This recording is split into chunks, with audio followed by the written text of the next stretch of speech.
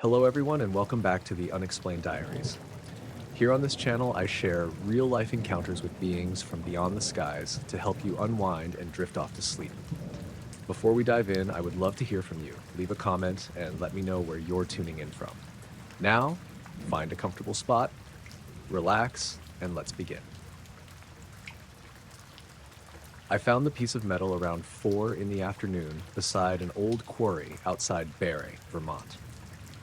My name was Dennis Rourke. I was 46 at the time, and I worked as a building inspector for a small town about half an hour away. Hiking was something I did on weekends when the weather was decent, usually alone. This was in early October. The day had started sunny, but by afternoon a low gray ceiling had moved in, and the temperature dropped fast. The leaves were mostly yellow and red, and the ground was wet from rain the night before. The quarry wasn't an official hiking destination. It had been closed since the 80s and was fenced off in places, but there were public trails through the woods around it. People walked dogs there, hunted farther back during season, and teenagers sometimes went out to the abandoned equipment pads. I had been there plenty of times.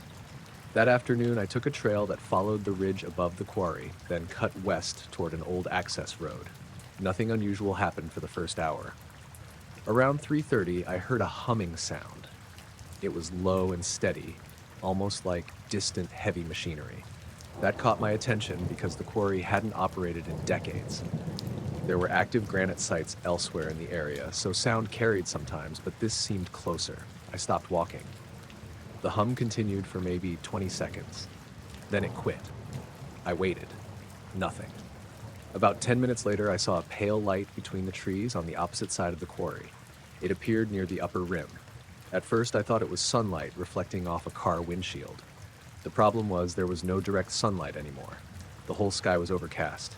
The light moved slowly left, then stopped. It stayed there maybe 15 seconds and went out. I couldn't see what had made it. I took out my phone and zoomed in, but all I got was trees and gray rock. I kept walking. Near the old access road, I found an area where the leaves had been disturbed. Not dramatically, just a rough line through them, like something heavy had been dragged a few feet. There were no tire tracks. I followed the marks off the road. That's where I found the metal. It was lying beside a flat piece of granite, about 9 inches long, maybe 3 inches across at the widest point. Thin, slightly curved, and dull silver. One edge was smooth, the other looked torn. It didn't resemble a beer can or car part. It was much thicker than aluminum siding, but surprisingly light when I picked it up. There were 2 tiny holes near one end. The holes were perfectly round. There was also a shallow groove running lengthwise along one side. I turned it over. No writing, no serial number, no paint, nothing. I assumed it had come from old quarry machinery. There were bits of rusted equipment scattered through the woods. What bothered me was that this piece had no rust or dirt on it. It looked new. I put it in the side pocket of my backpack. I know taking things from places like that isn't exactly responsible, but it didn't look historical or valuable. I figured I'd clean it up and maybe ask someone who knew machinery what it was. A few minutes later, I heard the humming again. This time it was behind me. I turned around. Nothing. Then I heard 3 short metallic sounds from somewhere near the quarry. Clink, clink, clink. Not loud. They sounded like someone lightly tapping a wrench against a pipe. I stood there longer than I want to admit. The woods had gotten strangely quiet. No birds, no wind in the leaves. Then I heard something moving downhill. Slow steps. I called out. No answer. I started walking back toward the main trail. The footsteps continued for maybe 30 yards behind me. Whenever I stopped, they stopped. That was enough for me. I moved faster. I didn't run, but I didn't take my time either. When I reached the ridge trail, the normal woods sounds came back. Wind. A crow somewhere. Cars faintly on the highway. I looked behind me. Nobody. I reached my truck around 5. There was a dark sedan parked at the far end of the dirt lot. I hadn't noticed it when I arrived. Black or very dark blue. Older model. No one visible inside.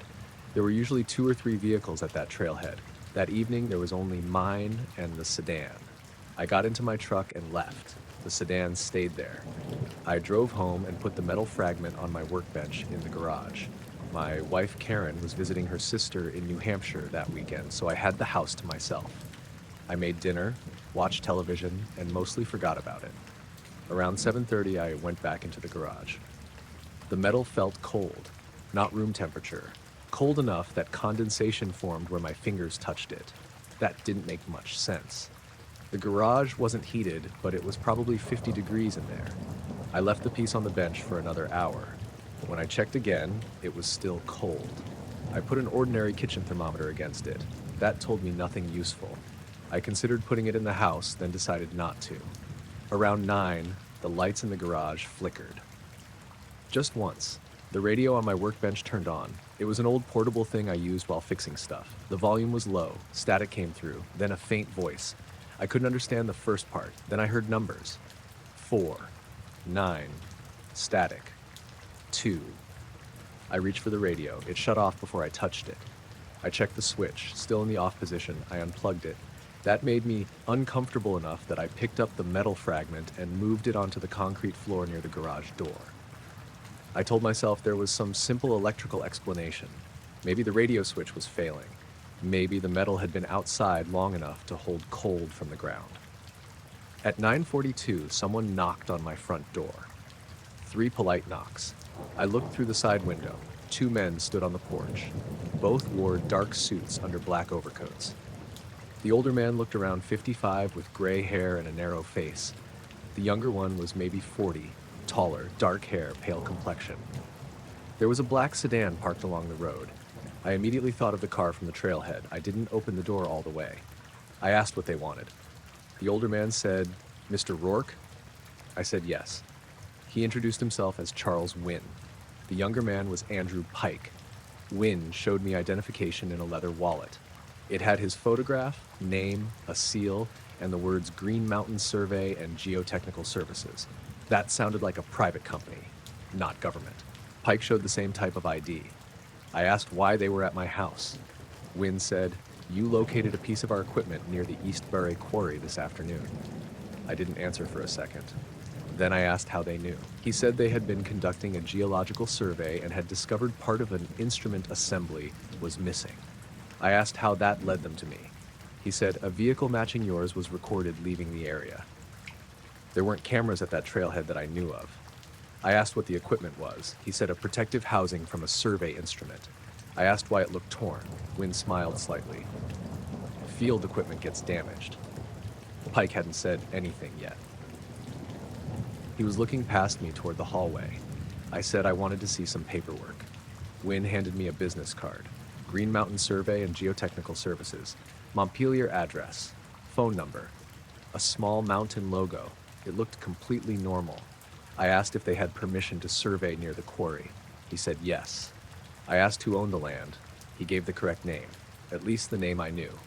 The property was held by an investment company that had bought several old quarry parcels. That made the whole thing sound legitimate. Still, I didn't like how they'd found my house. I asked if they'd tracked my license plate. Wynn said we made an inquiry. What kind of inquiry? Public vehicle information. I knew enough from my job to know ordinary private companies couldn't simply look up an owner's home address from a plate whenever they wanted. I said that. He didn't argue. He just said, "Mr. Rourke, we're only here to recover company property." His tone stayed polite. I asked if the fragment was dangerous. No. Radioactive? No. Chemical contamination? No. Then why come tonight? This time Pike spoke, because it shouldn't remain in a residence. He said it very quiet. I looked at him. Wynn turned toward him. Then Wynn said, "Because it's expensive equipment." I asked how expensive. He said he didn't know the replacement cost. I said the fragment looked like scrap metal. It essentially is. Then why do you care? Wynn paused. Chain of custody. That phrase made it sound more official than a survey company should have. I asked if police were involved. No. I asked if I was accused of stealing it. Absolutely not. He made a point of saying that. He said they understood I'd found it accidentally. Then he asked where it was. I told him in the garage. Pike looked toward the side of the house, and I hadn't told them where my garage was. It was attached but set back behind the front wall and not obvious from the porch in the dark. I noticed that. I said, "How do you know the garage is over there?" Pike looked at Wynn. Wynn said, "We saw the door from the road." You could, technically, if you drove past slowly. But I didn't. I said, "How do you know the garage is over there?" Pike looked at Wynn. Wynn said, "We saw the door from the road." You could, technically, if you drove past slowly. But I didn't. I said, "How do you know the garage is over there?" Pike looked at Wynn. Wynn said, "We saw the door from the road." I asked them to wait. I closed and locked the front door. I stood there for a few seconds thinking. Part of me wanted to call the police, another part felt ridiculous. Two men from what appeared to be a real company were asking for a piece of metal I'd removed from private property. I was the one who had taken something that wasn't mine. I went to the garage. The fragment was where I'd left it. When I picked it up, it was warmer now. Normal temperature. I noticed something else. There was a dark spot on the concrete beneath it, about the size of a quarter. It looked damp. I touched it with a paper towel. Clear liquid. No smell. I wrapped the metal in an old shop rag. When I returned to the porch, both men were exactly where I'd left them. I handed the fragment to Wynn. He didn't unwrap it. He passed it immediately to Pike. Pike held it through the cloth. Neither had brought a container or bag. I asked again what it was. Wynn said, part of a ground measurement assembly. I asked what it measured. Subsurface conditions. I said it had been found above ground. Correct. I asked if the lights I'd seen over the quarry were part of their survey. That was the first time both men reacted at once. Pike looked directly at me.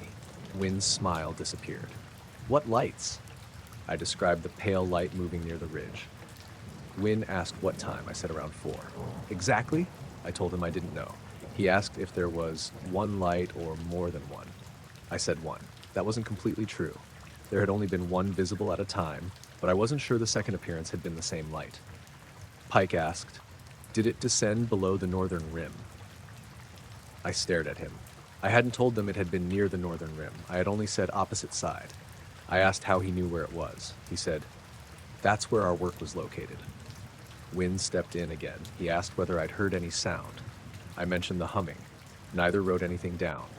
I mentioned the metallic taps. Pike asked how many. I said 3. He looked at Wynn. Wynn said, old quarry sites carry sound in unusual ways. I said I knew. Then he asked whether my watch or phone had been acting strangely. That seemed unrelated. I said no. He asked if I'd checked the time while I was there. I said maybe. Then Pike asked, was it 4:17 when you found the fragment? I felt a pressure in my stomach. I hadn't checked the exact time when I found it. I had taken a photo of the fragment before putting it in my backpack, though. I pulled out my phone. The photo timestamp was 4:17. I looked at them. How did you know that? Pike didn't answer. Wynn said, our crew logged the equipment loss. I asked what time they logged it. He said 4:17. That didn't make sense. If their crew knew it was missing at the exact second I photographed it, somebody should have been close enough to see me. I asked if they'd been watching me. No. Was anyone else in those woods? Wynn said employees had been in the area. I said I hadn't seen them. He nodded. That's not unusual. I didn't know what he meant by that. Pike was still holding the wrapped fragment. He asked if I had photographed it. I said yes. Did you upload the image anywhere? No. Send it to anyone? No. I asked if they wanted the picture deleted. Wynn surprised me. No. They didn't ask to see my phone. They didn't ask for the photo. They didn't even ask me to stop talking about what happened. Wynn thanked me for returning their property. Then he said, if you visit the quarry again, stay on the marked trails. I said I had stayed on public access. He replied, good. Pike looked at me for a moment. Then he asked, did the fragment make any sound while it was inside? I felt my mouth go dry. I said no. He kept looking at me. I remembered the radio. I said nothing else. Wynn thanked me again. They walked to the black sedan. Neither man opened the trunk. Pike got into the passenger seat, still holding the fragment wrapped in my oily shop rag. They drove away. I locked the door. About 10 minutes later, I called the number on Wynn's business card. I expected voicemail. A recording answered. Green Mountain Survey. Then there was a beep. No menu. No business hours. I hung up. I searched the company name online. A few old results came up. Nothing current. One was a newspaper article from 2006 about a highway expansion project. Green Mountain Survey and Geotechnical Services was listed as a subcontractor. Another result was an old business directory. I clicked it. The status said dissolved. I searched the Vermont Business Registry. That took me longer than it should have because I wasn't sure exactly what I was looking for. Eventually I found it. Green Mountain Survey and Geotechnical Services, Inc. Incorporated 1991. Business closed. Final filing date 15 years earlier. I checked twice. Same company name, same Montpelier address printed on the card. I called the number again. This time it rang. A man answered, "Not Wynn." I asked if I'd reached Green Mountain Survey. There was a long pause. Then he said, "Who is calling?" I gave only my first name. I asked if Charles Wynn worked there. Silence. Then the man asked, "Did they recover the material?" I didn't answer. I said, "Who is this?" The line went dead. I called the state police non-emergency number. I explained that 2 men claiming to work for a closed company had come to my house and collected an object I'd found near the quarry. The trooper I spoke with asked if they'd threatened me. No. Forced entry? No. Taken anything besides the item I voluntarily handed over? No. I understood how it sounded. He said I could make a report if I wanted. I drove to the barracks the next morning. A trooper named Melissa Grant took the information. I gave her the business card. She photocopied it. I showed her the photo of the metal fragment. She zoomed in. There wasn't much to see, just dull silver metal on wet leaves. Then she noticed something near the edge. A small marking. I hadn't seen it before. 3 stamped characters. GMS. That seemed to support the company explanation, but when she called the number on the card from the station, it had been disconnected. She checked the company registry herself. Closed 15 years earlier. She asked whether the men might have worked for a newer company using old identification. I said maybe. She tried the property owner for the quarry. Their local manager said no surveying had been scheduled that weekend. No contractors were supposed to be on site. Melissa wrote an informational report. Nothing criminal had clearly happened. I went home. That afternoon, I checked the garage. The damp mark on the concrete was gone. I expected it to be. What I didn't expect was the workbench radio. It was plugged back in. I knew I had unplugged it. The cord was coiled loosely behind the bench when I'd left that morning. Now the plug was in the outlet. I called Karen. She was still in New Hampshire. Nobody else had a key except my brother, and he was at work. I unplugged the radio again. Then I checked the doors. No damage. Nothing missing. That evening, I parked my truck in the driveway instead of the garage. Around 11, I looked outside and saw a black sedan at the end of the road. It sat there with its lights off. I watched from behind the curtain. After maybe 3 minutes, the headlights came on. The car drove away. I couldn't see the plate. I didn't see it again. 2 weeks later, I went back to the quarry with my brother Paul. I didn't tell him everything at first. I just said I'd found something there and wanted to check the spot. It was a bright, cold morning. No fog, no strange sounds. We found the access road. I found the granite slab where the fragment had been lying. The leaves around it had been disturbed again. There were 2 sets of shoe prints in the mud, not hiking boots, narrow soles, dress shoes. They led toward the quarry rim. We followed them for maybe 100 yards. Then they ended at bare rock. That wasn't mysterious by itself. You couldn't leave prints on granite. We walked to the edge. Down below, on one of the old quarry benches, there was a black sedan. Same general size as Wynn's car. There was no road down to that bench anymore. The old access ramp had collapsed years earlier. Paul saw it too. He asked how somebody got a car down there. I said I didn't know. 2 men stood beside it. From that distance, I couldn't identify them. One looked up toward us. Then the other did. We left. By the time we reached the public trail, I heard the low humming sound again. Paul stopped. He heard it too. Neither of us said anything. It lasted maybe 15 seconds, then stopped. We reached my truck without seeing anyone. I drove straight home. The following Monday, Melissa called me. She said someone from a federal office had contacted the state police about my report. They claimed Green Mountain Survey's old corporate identity had been used for a subcontracted geological project, and that the identification issue was administrative. I asked which federal office. She said the caller wouldn't let her give me the name. I asked if that was normal. She said no. Then she told me something else. The caller had specifically confirmed that the metal fragment had been recovered. I asked whether she'd told them about it. She said the report mentioned it. I asked if she'd sent them my photograph. No. The caller had described the fragment anyway. Size, curved shape, 2 holes near one end. She said they even mentioned the shallow groove down the side.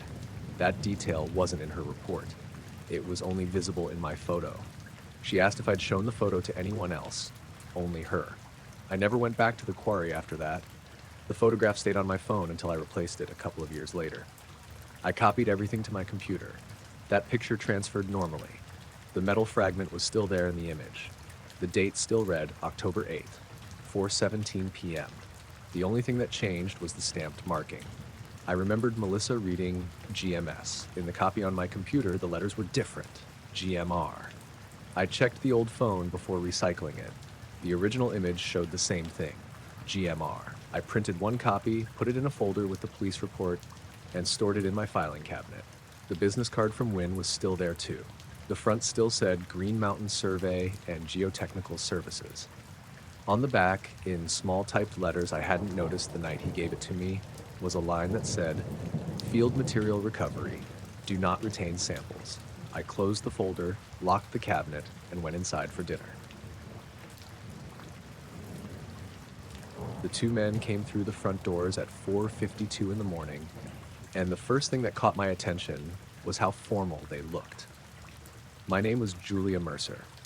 I was 36 at the time, and I worked the overnight desk at a small hotel in coastal Maine, a few miles south of Rockland. It was the kind of place that stayed busy in summer and nearly empty once the weather turned cold. This happened in November. It had been raining most of the night, with wind coming in hard off the water. The hotel sat on a hill above Route 1, and from the lobby windows you could see the road, and beyond it nothing but darkness where the bay was. We had 28 rooms, 12 on the first floor, 16 on the second. The second floor rooms ran from 201 to 212 on one side of the hall, then 215 to 218 on a short wing that had been added later. There had never been a room 2113 or 214. I knew that because guests asked about the numbering sometimes. The owner had told me the original expansion plans changed during construction, so those two numbers were skipped. The men entered just before dawn. Both wore black suits, not dark business clothes. Actual black suits with white shirts and dark ties. One was older, maybe 55, with gray hair cut close around the ears. The other looked younger, early 40s, very thin, with dark hair combed straight back. Neither carried luggage, neither wore a raincoat. That was odd because rain was hitting the front windows hard enough that it sounded like gravel. Their suits were dry. The older man walked to the desk. "Good morning," he said. I said good morning back and asked if they needed a room. He smiled. "No, we're looking for a guest." I asked for the guest's name. He said, "The occupant of room 214. I thought I'd heard him wrong. I said, "I'm sorry, room 214. The younger man stood a few feet behind him, looking toward the staircase. I said, "We don't have a 214. The older man's smile didn't change. "Did the guest return during the night?" I said again that there was no room 214. He looked at me for a few seconds. Then he asked, "No one came in after midnight?" That was a different question. I checked the lobby. No one else was there. The night security guard had left at 4 because he only worked weekends until the end of bar hours. Our maintenance guy didn't come in until 6.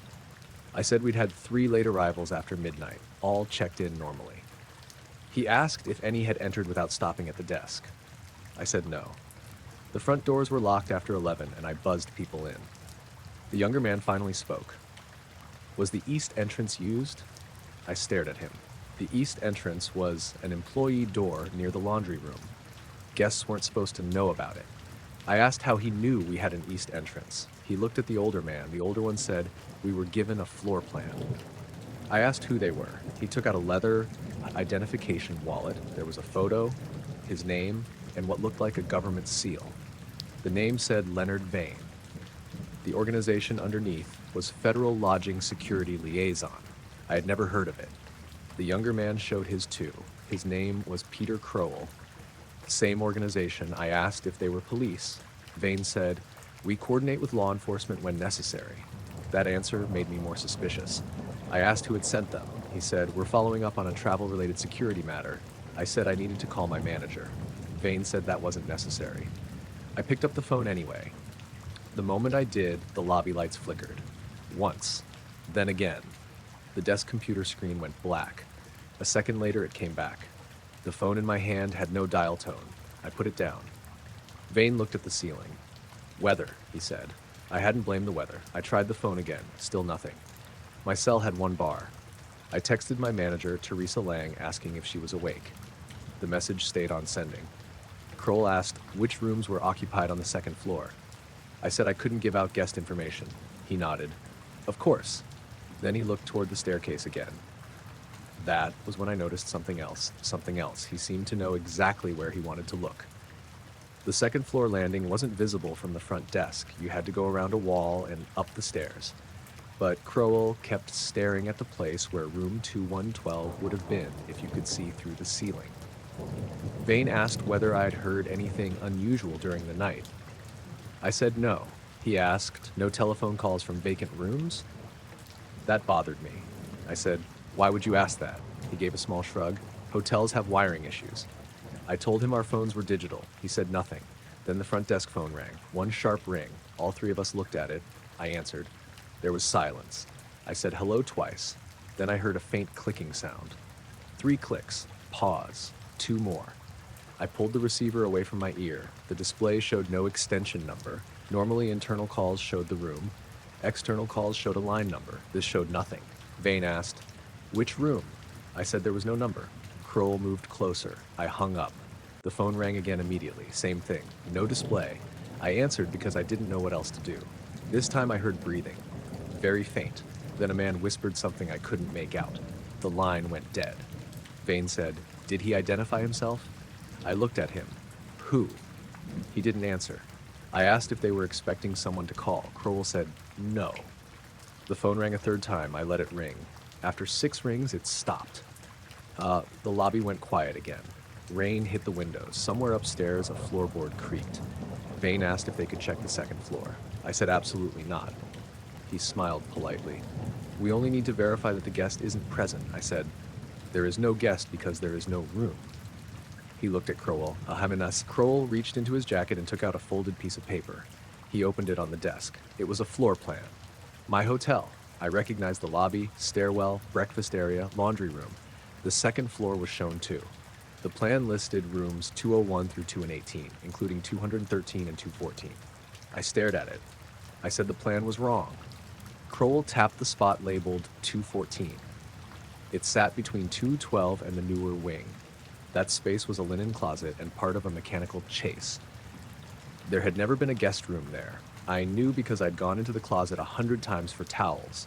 Vane asked, what's there now? I said storage. Crowell folded the plan. Could we see it? I said no. Then I heard a door close upstairs. Not slam, just latch. All 3 of us looked toward the staircase. Vane said, is anyone staying near that section? I didn't answer. He asked again. I told him there were guests in 210 and 211. Room 212 was empty. Rooms 215 through 280 were closed for winter maintenance. Crowell said, so the corridor should be empty. I said yes. He looked at Vane. Vane asked me to call someone from the hotel staff. I told him I was already trying. My phone finally sent the message to Teresa. A minute later she replied, who are they? I typed back, 2 men claim Fed security, asking about room 214. She called immediately. The desk phone still had no dial tone, so I answered myself. I explained quickly. There was a long pause, then Teresa said, Julia, we don't have a room 214. I said I knew. She told me not to let them upstairs and said she was leaving her house. I hung up. Vane asked, how long until your manager arrives? I hadn't told him Teresa was coming. I said, how do you know she's coming? He gave a faint smile. Reasonable assumption. Crowell walked toward the lobby windows. He looked outside. The parking lot was mostly empty. My car, a pickup belonging to a guest in 207, a rental SUV, a black sedan parked near the far corner. I hadn't noticed it before. It had no headlights on. Crowell stood looking at it. Then he said, we may not have much time. That was when I became genuinely afraid. Not because they had threatened me. They hadn't, but everything they said sounded like part of a conversation I hadn't been included in. I told them they needed to leave. Vane stayed calm. We will. Then he added, first, one question. I didn't answer. Did anyone enter the building between 2:10 and 2:20? I thought about it. Around 2:15, I'd gone into the breakfast room to refill coffee supplies. I'd been away from the desk maybe 5 minutes. The front doors were locked. No one should have entered. I said no. Crowell asked, are you certain?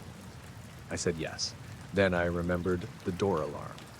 The front desk software logged every employee key entry through the side and rear doors. Around 2:13, I'd heard a little electronic chirp from the computer. I hadn't checked it because I assumed housekeeping inventory staff had triggered something remotely. I opened the access log. The system was still working, even though the phone wasn't. There was one entry at 2214. East door open, no key number, no employee ID. I stared at it.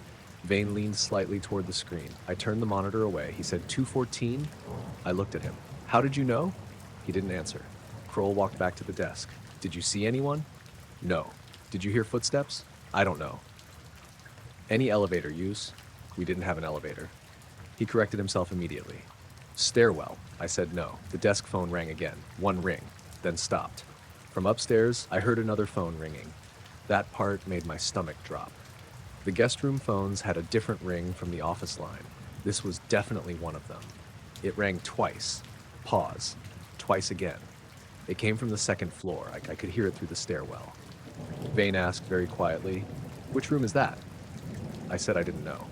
Then Kroll walked toward the stairs. I came out from behind the desk. "You're not going up there." He stopped. He looked at me. For the first time, his expression changed. He looked nervous. Not angry. Nervous. The upstairs phone rang again. This time, I could tell it was coming from the far end of the hall near the linen closet. Vane said, "Miss Mercer, stay here." I said, "No, you're both leaving." He reached into his jacket. I stepped back. He only took out the credential case again. He placed it on the desk. "Call local police if you wish." I said I planned to. He nodded. "Do that." That confused me. He pushed the ID toward me. "Give them this information." Then Kroll said, "It stopped." The ringing upstairs had ended. At the same moment, the desk phone got its dial tone back. I immediately called the sheriff's office. I told the dispatcher there were two unknown men in the lobby claiming government credentials and asking to access a non-existent hotel room. Vane and Kroll didn't leave. They waited. That almost made them seem legitimate again. A deputy arrived about 12 minutes later. His name was Travis Mullen. I knew him slightly because he'd responded to noise complaints at the hotel before. He came inside with his hand resting near his belt. Vane introduced himself. Both men showed IDs. Travis examined them. He asked who they worked for. Vane gave the same answer: Federal Lodging Security Liaison. Travis radioed dispatch and asked them to check. Kroll stood silently near the window. I noticed the black sedan outside was gone. I hadn't seen it leave. Travis asked why they were at the hotel. Vane said they were looking for a person associated with a federal investigation who had possibly entered during the night. I said, "They asked specifically about room 214. Travis looked at me, then at them. He asked Vane why.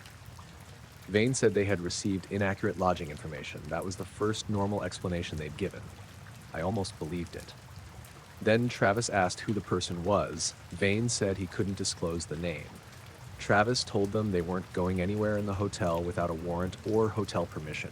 Vane agreed immediately. Dispatch came back over the radio. I couldn't hear everything, but Travis's expression changed. He asked Vane for the credential number again. Vane repeated it. Dispatch responded. Travis listened. Then he said, "They can't verify you." Vane didn't react. He said, "That isn't unusual with contract credentials." Travis said it was unusual enough for him. He asked both men to stay while he made another call. Kroll looked out the window. Then he said, "We're no longer required here." Travis told them they weren't free to leave yet. Vane gave him a calm look. "Deputy, we're not being detained." Travis paused. They both knew he had no actual reason to detain them. No crime had happened. They had entered a public lobby and asked questions. Vane picked up his credential case. He thanked me for my time. Then he asked one final thing. "Did the guest return?" I said, "What guest?" He looked toward the stairs. "Room 214. Then he walked out. Kroll followed. Travis and I watched them cross the parking lot. No sedan was waiting. They walked toward the road. That made no sense because it was still raining and we were miles from town. Travis went outside after them. I stayed behind the desk. About 30 seconds later, he came back in. "They're gone." I said, "What do you mean?" He said he'd stepped outside and they weren't in the lot or on the road. No car had pulled up, no headlights. He checked behind the building. Nothing. Teresa arrived around 6. The sun was coming up by then, turning the rain into a dull gray mist. I told her everything. She thought the men were probably private investigators using fake credentials. Then I showed her the access log. 214. East door open, no key ID. She checked the physical door. Locked, no damage. Then we went upstairs with Travis. The hall was empty. Room 2112 was locked and vacant. Rooms 215 through 218 were still sealed for winter maintenance. We reached the linen closet. The door was closed. Teresa unlocked it. Towels, sheets, cleaning supplies, a water heater access panel at the back. Nothing else. Then Travis noticed the telephone jack. There was an old wall jack behind a shelf. I had never paid attention to it. Teresa said it was probably left over from before the remodel. There was no phone attached. Travis asked where the wire went. None of us knew. The next day, our maintenance man, George Fenwick, pulled the shelf away from the wall. The phone line was still connected. He traced it into the mechanical chase. Down into the basement phone cabinet, he checked the labeling. The line had a room number written on an old paper tag. 214. Teresa said it had to be left over from original construction plans. George agreed. He disconnected it. I asked if it could have rung without a phone attached. He said no. Not in any way I'd hear from the hallway. I went home around 8 that morning. I slept badly. When I returned that night, Teresa had left a folder at the desk for me. Inside were copies of the original building plans from 1978. The second floor showed rooms 201 through 214, not 215 through 218. Room 214 was drawn exactly where the linen closet was now. I called Teresa. She said she'd found out there had originally been a guest room there. It was removed during a renovation in the early 90s when the plumbing chase was expanded. I asked why everyone said there had never been one. She said she'd never known. The hotel had changed owners twice since then. I asked about room 213. That room had also been removed and converted into storage. The numbering had simply skipped ahead during the later addition. I searched old reservation records. Our computer system only went back about 12 years. No room 214. I checked paper files in the basement. Most were tax and maintenance records. I found one old guest ledger from 1989. Room numbers were handwritten. 203, 204, 205, 206. The last entry for 214 was dated November 17th. No guest name, just a blank line and a time. 2:14 a.m. I stared at it for a long time. There were no more entries for that room after that page. I showed Teresa the next morning. She took the ledger into her office. Later that week, she told me she couldn't find it. We searched. It was gone. The two men never returned. No one from any federal office contacted us. Travis told me later that his department never verified the credentials. A few weeks after that, George removed the old phone jack during maintenance. When he opened the wall, the wire behind it had already been cut. Not recently. The copper was dark with age. He said it probably hadn't been connected for decades. I asked him about the line he'd traced in the basement. He checked again. The tag marked 214 was still there. The wire ended loose inside the cabinet. It wasn't connected to anything. I worked at the hotel until the following spring. On my last overnight shift, around 4:30, I went upstairs to restock towels. The hallway was quiet. I passed room 212 and stopped at the linen closet. I don't know why. I listened. Nothing. Then, from behind the closed door, I heard a telephone ring once. Just once. I went downstairs, finished my shift, drove home after sunrise, and never worked another overnight there. I got the first call about the reservoir around 8:30 on a Monday morning. My name was Daniel Hargrove. I was 37 at the time, and I worked for a small weekly newspaper in western Massachusetts. We covered 3 towns, school boards, property disputes, high school sports, lost dogs, that kind of thing.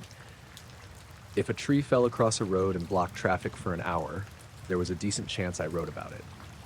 The call came from a woman named Carol Jensen. She lived near the Ashfield Reservoir and said several people had seen something strange over the water the night before. I almost passed it to our community editor. Then Carol said police had come out. That made it worth checking. It had been hot all weekend, but Monday morning was gray and cool with fog sitting in the low areas. I drove out around 9:30. The reservoir wasn't huge. It supplied water to part of the county and had a paved access road along one side, woods on the other, and a small public pull-off near the dam. Carol met me there. She was 62, retired school secretary, very practical. I'd interviewed her before about a zoning issue. She said the object appeared around 9:15 Sunday night. I asked her what she meant by object. She said, "I don't know what else to call it." She and her husband had been walking near the water after dinner when they noticed 3 lights hovering above the center of the reservoir. White lights, no blinking, no sound. She said they appeared to be attached to something dark, but she couldn't make out the shape clearly. I asked how high. She pointed, maybe a couple 100 feet, maybe less. There was no way to know. She said the lights stayed still for several minutes, then one moved downward, not separately. The whole thing seemed to tilt. That was her word. Tilt. She said the light reflected off the water in a way that made it seem close. Then the object moved toward the southern shore and disappeared behind the trees. I asked if she'd taken video. Her husband had. She showed me. The recording was 41 seconds long. Mostly black sky. 3 white points. The camera shook badly. At one point, the lights shifted together. There was no obvious aircraft body. I could hear Carol's husband saying, "That's not a plane." Then a dog barked somewhere. The video ended. I asked if anyone else had been there. She said yes, a fisherman, a couple sitting in a car, and a man jogging around the access road. She gave me names for 2 of them. The fisherman was named Everett Cole. I found him later that morning at his house. He was 51 and worked construction. He said he'd been fishing from the western bank when he noticed the lights. His description was slightly different. He saw 4, 3 white, 1 dim orange. He said the orange one appeared lower and closer to the water. I asked if it touched the surface. He said no. Then he thought about it. "Not that I saw." I asked why he hesitated. He told me there had been something on the water directly below it. A disturbance, not waves. More like a circular patch where the surface looked smoother than the water around it. That interested me. There had been light wind that night. Everett said the reservoir had small ripples everywhere except under the orange light. He estimated the smooth area was maybe 30 feet across. I asked if he heard anything. A low hum. He compared it to power lines. Then he said his fishing line started moving. I assumed he meant a fish. He shook his head. The line went sideways across the surface without pulling down. He reeled it in. The hook was still baited. He packed up after that. I asked exactly where he'd been standing. He pointed it out on a map, near the water's edge, maybe 10 feet from shore. The couple in the car were teenagers, so I didn't use their names in my notes. They said they saw the same 3 white lights. One of them thought there was a dark triangular shape around them. The other said it was oval. Neither heard an engine. The jogger, whose name was Paul Arnett, said he saw only 2 lights because trees blocked his view. His phone lost signal for several minutes. That wasn't unusual around the reservoir, Lionel May, but he insisted it had shown full service immediately before. By noon, I had enough for a short article. The police chief confirmed 2 calls had come in. An officer drove through but found nothing. No aircraft had been reported missing. No damage, no emergency. I called the regional airport, nothing unusual there. I called an Air National Guard public information number. The person I reached said there had been no training activity over the reservoir that evening, at least none they could discuss as local operations. That wording was vague enough that I wrote it carefully. I went back to the newsroom around 2. Our office was above a pharmacy on the town's main street. 4 desks, a little conference room, and an old counter by the front door where people dropped off notices. I wrote the article. My editor, Susan Bell, read it and cut most of the dramatic language because there wasn't much proof of anything. The final version was basically, several residents reported unexplained lights over the reservoir. Police found no source. Local aviation officials had no obvious explanation. We ran Carol's husband's photo as a tiny image. The article went online around 4.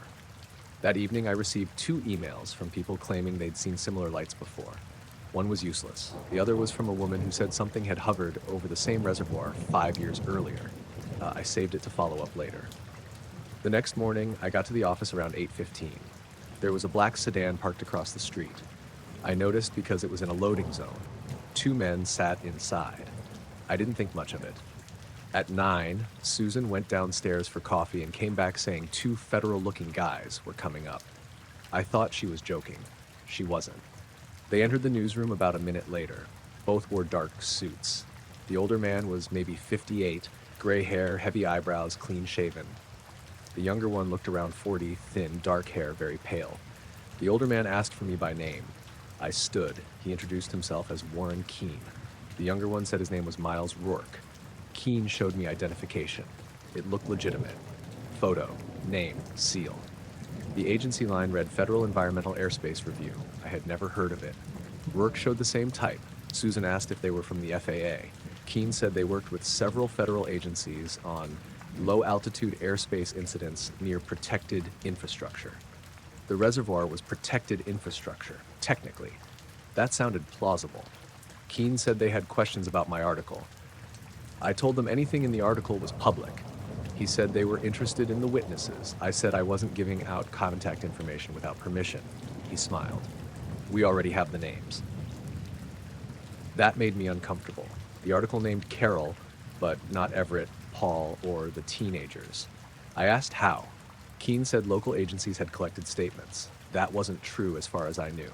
The police chief told me only Carol's husband had formally spoken with the officer. Keene asked if we could talk privately. Susan offered the conference room. I took my notebook. Neither man carried anything except Keene's leather credential wallet. No folders, no briefcase, no tablet. We sat at the small table. Rourke didn't sit immediately. He looked at the windows, then at the clock on the wall. Then he sat. Keene asked me to describe the witness accounts in the order I'd received them. I said he could read the article. We did. Then why ask me? Published versions are edited. That was true. I gave him the basics. Carol saw 3 lights. Everett saw 3 white and 1 orange. The teenagers saw a dark shape. Paul saw 2 lights through trees. Keene asked which witness had been physically closest to the object. I said none of us knew where the object had actually been. He rephrased. Which witness was standing closest to the water? I thought that was an odd question. I said Everett. Keene looked at Rourke. Rourke gave a tiny nod. I asked why that mattered. Keene said nothing. So I asked again, why do you care who was closest to the water? Rourke answered, because that's the one it would have noticed. The room went quiet. Keene turned toward him slowly. Rourke's face didn't change. I said, what does that mean? Keene spoke before he could answer. He means that a person near an open reflective surface might have had the clearest view. I said that wasn't what he said. Keene smiled faintly. Poor phrasing. I wrote the sentence down. Rourke watched me do it. Then Keene asked whether Everett had reported any unusual physical effects. I said no. Headache? No. Nausea? No. Skin irritation? No. Temporary hearing changes? I stopped writing. I asked why an airspace investigator was asking medical questions. Keene said some aircraft incidents involved noise, pressure, or environmental exposure. I said Everett had only mentioned a humming sound. Rourke asked whether he'd said anything about his fishing line. That froze me. I had not included that in the article. I had not told police about it. As far as I knew, only Everett and I knew. I looked at Rourke. How do you know about his fishing line? He didn't answer. Keene said they had additional witness information. From Everett? From our inquiry. I asked if they'd already interviewed him. Keene avoided the question. I asked specifically, have you spoken to Everett Cole? Rourke looked at Keene. Keene said, not yet. I leaned back. Then who told you? Neither answered. I took my phone out. Keene asked what I was doing. Calling him. His hand moved slightly across the table, not reaching for me, just a quick movement. Then he stopped. I called Everett. No answer. I tried again, voicemail. Keene said, he's likely at work. I stared at him. How do you know where he is? He said it was a weekday. I told them I wanted to see their credentials again. Keene showed his. I asked permission to photograph it. He refused. I asked for a business card. He gave me one. Federal Environmental Airspace Review. Warren Keene. Washington phone number. No address. Rourke had no card. I asked what exactly they believed happened over the reservoir. Keene said they were investigating possible unauthorized aircraft activity. I asked what kind of aircraft. Unknown. Drone? Possibly. Helicopter? Possibly. Military? He didn't answer. I said, what kind of drone notices a fisherman? Keene's expression tightened. Rourke looked toward the table. I could tell Keene was annoyed with him. Then Keen asked if Everett had described the water beneath the lights. I said yes. Smooth area, circular. Keen asked the approximate diameter. I said Everett guessed 30 feet. Rourke said 26. I looked at him. What? He didn't respond. I asked how he got 26. Keen said estimated from satellite imagery. That was ridiculous. Satellite imagery wasn't going to show a brief patch of smooth water from Sunday night unless somebody had access to something extremely specific. I said that. Keen changed the subject. He asked whether any witness reported missing time. I said no. He asked if I was sure. I told him Paul said his phone lost service, but nobody said anything about time. Rourke asked if I had personally been to the site. I said yes, the next morning. Did you go to the Western Bank? Yes. Did you stand where Cole stood? I had. I asked why. He said nothing. Keen asked if I'd noticed anything unusual. I thought about it. There had been one thing. When I interviewed Everett at the shore, my digital recorder had skipped. Not much, maybe 9 seconds. I hadn't cared because I was also taking written notes. I hadn't told anyone. I said no. Rourke kept looking at me. Then he said, "Your recorder lost 9 seconds." I felt my stomach tighten. Susan laughed in the other room. A delivery truck drove past outside, everything normal. Inside that little conference room, I suddenly felt like I was somewhere I shouldn't be. I asked him how he knew. He said, "Did it?" I didn't answer. Keen stared at him. Rourke said, "We're asking whether electronic equipment malfunctioned." "No, you gave me a number." He looked at the table. I asked if they had been watching us Monday morning. Keen said no. I asked if they had surveillance at the reservoir. No answer. I asked if the object had been theirs. No. That answer came immediately. I asked whose it was. "We don't know." I said, "Then why did he say it would have noticed Everett?" Keen stood. "We've taken enough of your time." I stayed seated. "No, you came here asking questions. Now I'm asking." Keen put his credential wallet away. He said they weren't authorized to discuss an active investigation. I asked if there was any danger around the reservoir. No. Should people stay away? No. Is the water safe? He paused. Just half a second. Yes. I noticed it. Rourke noticed me noticing it. I asked whether the reservoir had been tested. Keen said routine monitoring was ongoing. I said, "Because of Sunday?" He didn't answer. Before leaving, Rourke asked one final question. "Did Cole touch the water afterward?" I said I didn't know. He looked genuinely concerned, more than at any other point. Keen said, "We're done." They left. I immediately called Everett again. This time he answered. I asked if 2 men had contacted him. No. I asked if he told anyone about the fishing line. No. I asked if he'd touched the water. There was a pause. He said yes. When he reeled in his line, he rinsed mud off his hand at the edge. I asked if anything happened. He said no. Then he asked why I was acting strange. I told him about the men. When I repeated Rourke's sentence, he went quiet, because that's the one it would have noticed. Everett asked me what that meant. I said I had no idea. He said something I hadn't heard before. While he had been standing near the water, just before the orange light appeared, he'd felt like someone was behind him. He turned around. Nobody. Then he heard 2 short clicking sounds from the water itself, not above it, from near the surface. I asked why he hadn't told me. He thought it sounded stupid. I asked if he felt sick. No. Rash? No. Headache? A mild one Monday morning, but he'd worked outside in heat the previous day. I told him if he felt strange, call a doctor. Then I called the phone number on Keen's card. A woman answered, "Airspace review." I asked for Warren Keen. She put me on hold. After about 30 seconds, another woman came on. She said nobody by that name worked there. I asked if I'd reached Federal Environmental Airspace Review. There was a pause. She asked where I got that name. I said from an identification card. The call ended. I searched the agency name online. Nothing exact. There were federal environmental offices and aviation review programs with similar wording, but not that organization. Susan told me to call the police chief. I did. He hadn't heard of Keen or Rourke. He also said no federal investigators had requested witness information through his department. I wrote a follow-up story. Susan wouldn't let me publish the men's names without verification. She was right. We wrote that unidentified federal contractors had reportedly contacted the paper. Before the story ran, our publisher killed it. He said somebody from the state had called and asked us not to interfere with an aviation investigation. I asked who. He wouldn't tell me. That afternoon, I drove back to the reservoir. The weather had cleared. Bright sun, very little wind. Everett's fishing spot was empty. I stood where he'd stood. The water looked normal. Then I noticed 3 small stakes in the ground near the bank. Fresh orange survey flags. No company name. One was placed less than a foot from where Everett said he'd been fishing. I walked farther down. There were 2 men near the dam. Dark suits. Keene and Rourke. I was almost sure. They stood beside a black sedan parked on the maintenance road. They were looking across the reservoir. I started walking toward them. Before I got halfway, they got into the car. It drove away through a locked service gate.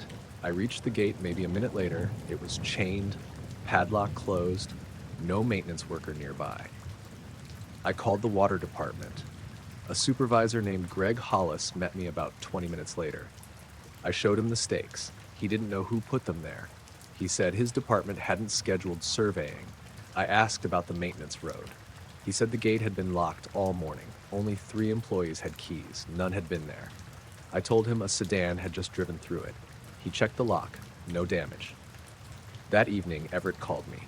2 men had visited his house. He wouldn't tell me what they asked. I asked if they were Keene and Rourke. He said probably. I asked how he knew. He said they described me. I asked again what they wanted. He said just the usual stuff. His voice sounded wrong. Flat. I told him there was nothing usual about this. He said he had to go. The next morning, he called again. He apologized for being strange. He said the men had asked him to repeat everything he remembered while standing by the water. They didn't threaten him. They didn't tell him to keep quiet. They only seemed interested in the moment the fishing line moved.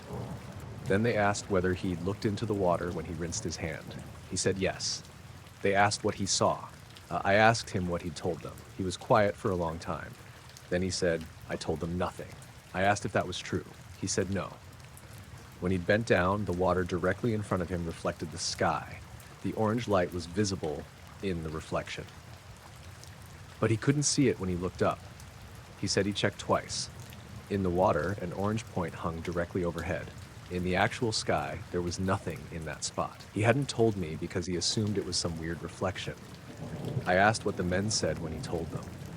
Everett took a breath. They asked which direction it was facing. I said, a light doesn't face a direction. He said, that's what I told them. I tried to contact Keene again. The phone number on his card no longer worked. The newspaper never published the follow-up. About 2 weeks later, the survey stakes disappeared. Greg from the water department said nobody on his staff removed them. Everett stopped fishing at the reservoir. I kept covering local news. Nothing else appeared over the water that year. The next spring, I was going through photographs for a piece about repairs to the dam. One image had been taken the Monday morning after the sighting, before I'd interviewed anyone. It showed the western shoreline from across the reservoir. Everett wasn't there yet. I zoomed in because I needed a clear view of the retaining wall. Near the water was a dark figure, a man, too far away to identify. He wore what looked like a black suit. A second figure stood farther back among the trees. Between them, right at the shoreline, was a small orange point. I checked the photo before it. Nothing. The photo after it. Nothing. I printed the middle one, put it in my desk drawer, finished the dam article, and drove home before dark. The cattle started acting wrong around 10:30, about an hour after I had gone inside for the night. My name was Daniel Voss. I was 52 then, and my wife and I had a small cattle operation outside Kearney, Nebraska. Nothing huge. A little over 100 acres, some leased pasture, 43 head at the time, plus hay ground and an old machine shed that leaned worse every winter. That night was in August. It had been brutally hot during the day, close to 100, but after sunset the temperature dropped fast because a storm system was moving somewhere north of us. We never got rain, just wind, distant lightning, and that heavy smell you get before a storm that never arrives. I was sitting in the living room when I heard the cattle. At first it sounded like normal bawling, then it got louder. Not 1 or 2 animals, most of the herd. They were in the south field behind the house. I went to the back door and listened. They were moving too. I could hear hooves hitting dry ground. My wife, Carol, asked if something had gotten into the pasture. Coyotes weren't much of a concern with adult cattle, but dogs sometimes were. I grabbed a flashlight and went outside. The wind had almost stopped. That was the first thing I noticed. It had been gusting hard enough 10 minutes earlier to rattle the screen door. Now the trees barely moved. The cattle were bunched along the north fence line, the side closest to the house. Every animal was facing south. They weren't running anymore. They were packed together. A few were pushing against the fence. I shined the flashlight across them and counted enough heads to know none had gotten loose. Then I heard a low sound out toward the far end of the pasture. I thought it was machinery, maybe a diesel engine running somewhere beyond the county road. It wasn't loud, more of a steady hum. I walked toward the fence. The cattle moved away from me, but kept looking south. I had never seen them do that. Usually if something scared them, they scattered or ran. These animals looked like they wanted as much distance as possible from one particular part of the field. I climbed over the gate. The hum stopped, just like that. I stood there listening. No engine, no insects either. That sounds like an exaggeration, but I noticed it because August nights in Nebraska were usually full of cicadas and crickets. The whole field had gone quiet except for the cattle breathing behind me. Then I saw the lights. There were two at first, white, low over the southern fence line. I thought they were headlights on the gravel road that ran beyond the neighboring section. But they were too high, and they weren't moving like a vehicle. One stayed still, the other moved slowly to the left. Then a third light appeared lower down. That one was pale yellow. I took a few steps forward. The white light seemed maybe half a mile away. Could have been farther. Distance was hard to judge because the land out there was flat and dark. I raised my flashlight without thinking. The moment I did, the yellow light went out. One of the white ones dimmed. The other remained steady. I lowered the flashlight, nothing changed. I told myself it was farm equipment. Maybe someone running a sprayer late, maybe trucks on a road I couldn't see from that angle. Then the remaining white light moved straight down, slowly, not at an angle. It dropped until it disappeared behind a row of cottonwoods beyond the south fence. The other white light followed a few seconds later. I never saw anything solid around them. No shape, no wings, no aircraft lights, nothing. The cattle started moving almost immediately after the second light disappeared, not running, just loosening up. A few lowered their heads, one started grazing. That bothered me more than if they'd stayed frightened. It was like whatever had upset them was gone.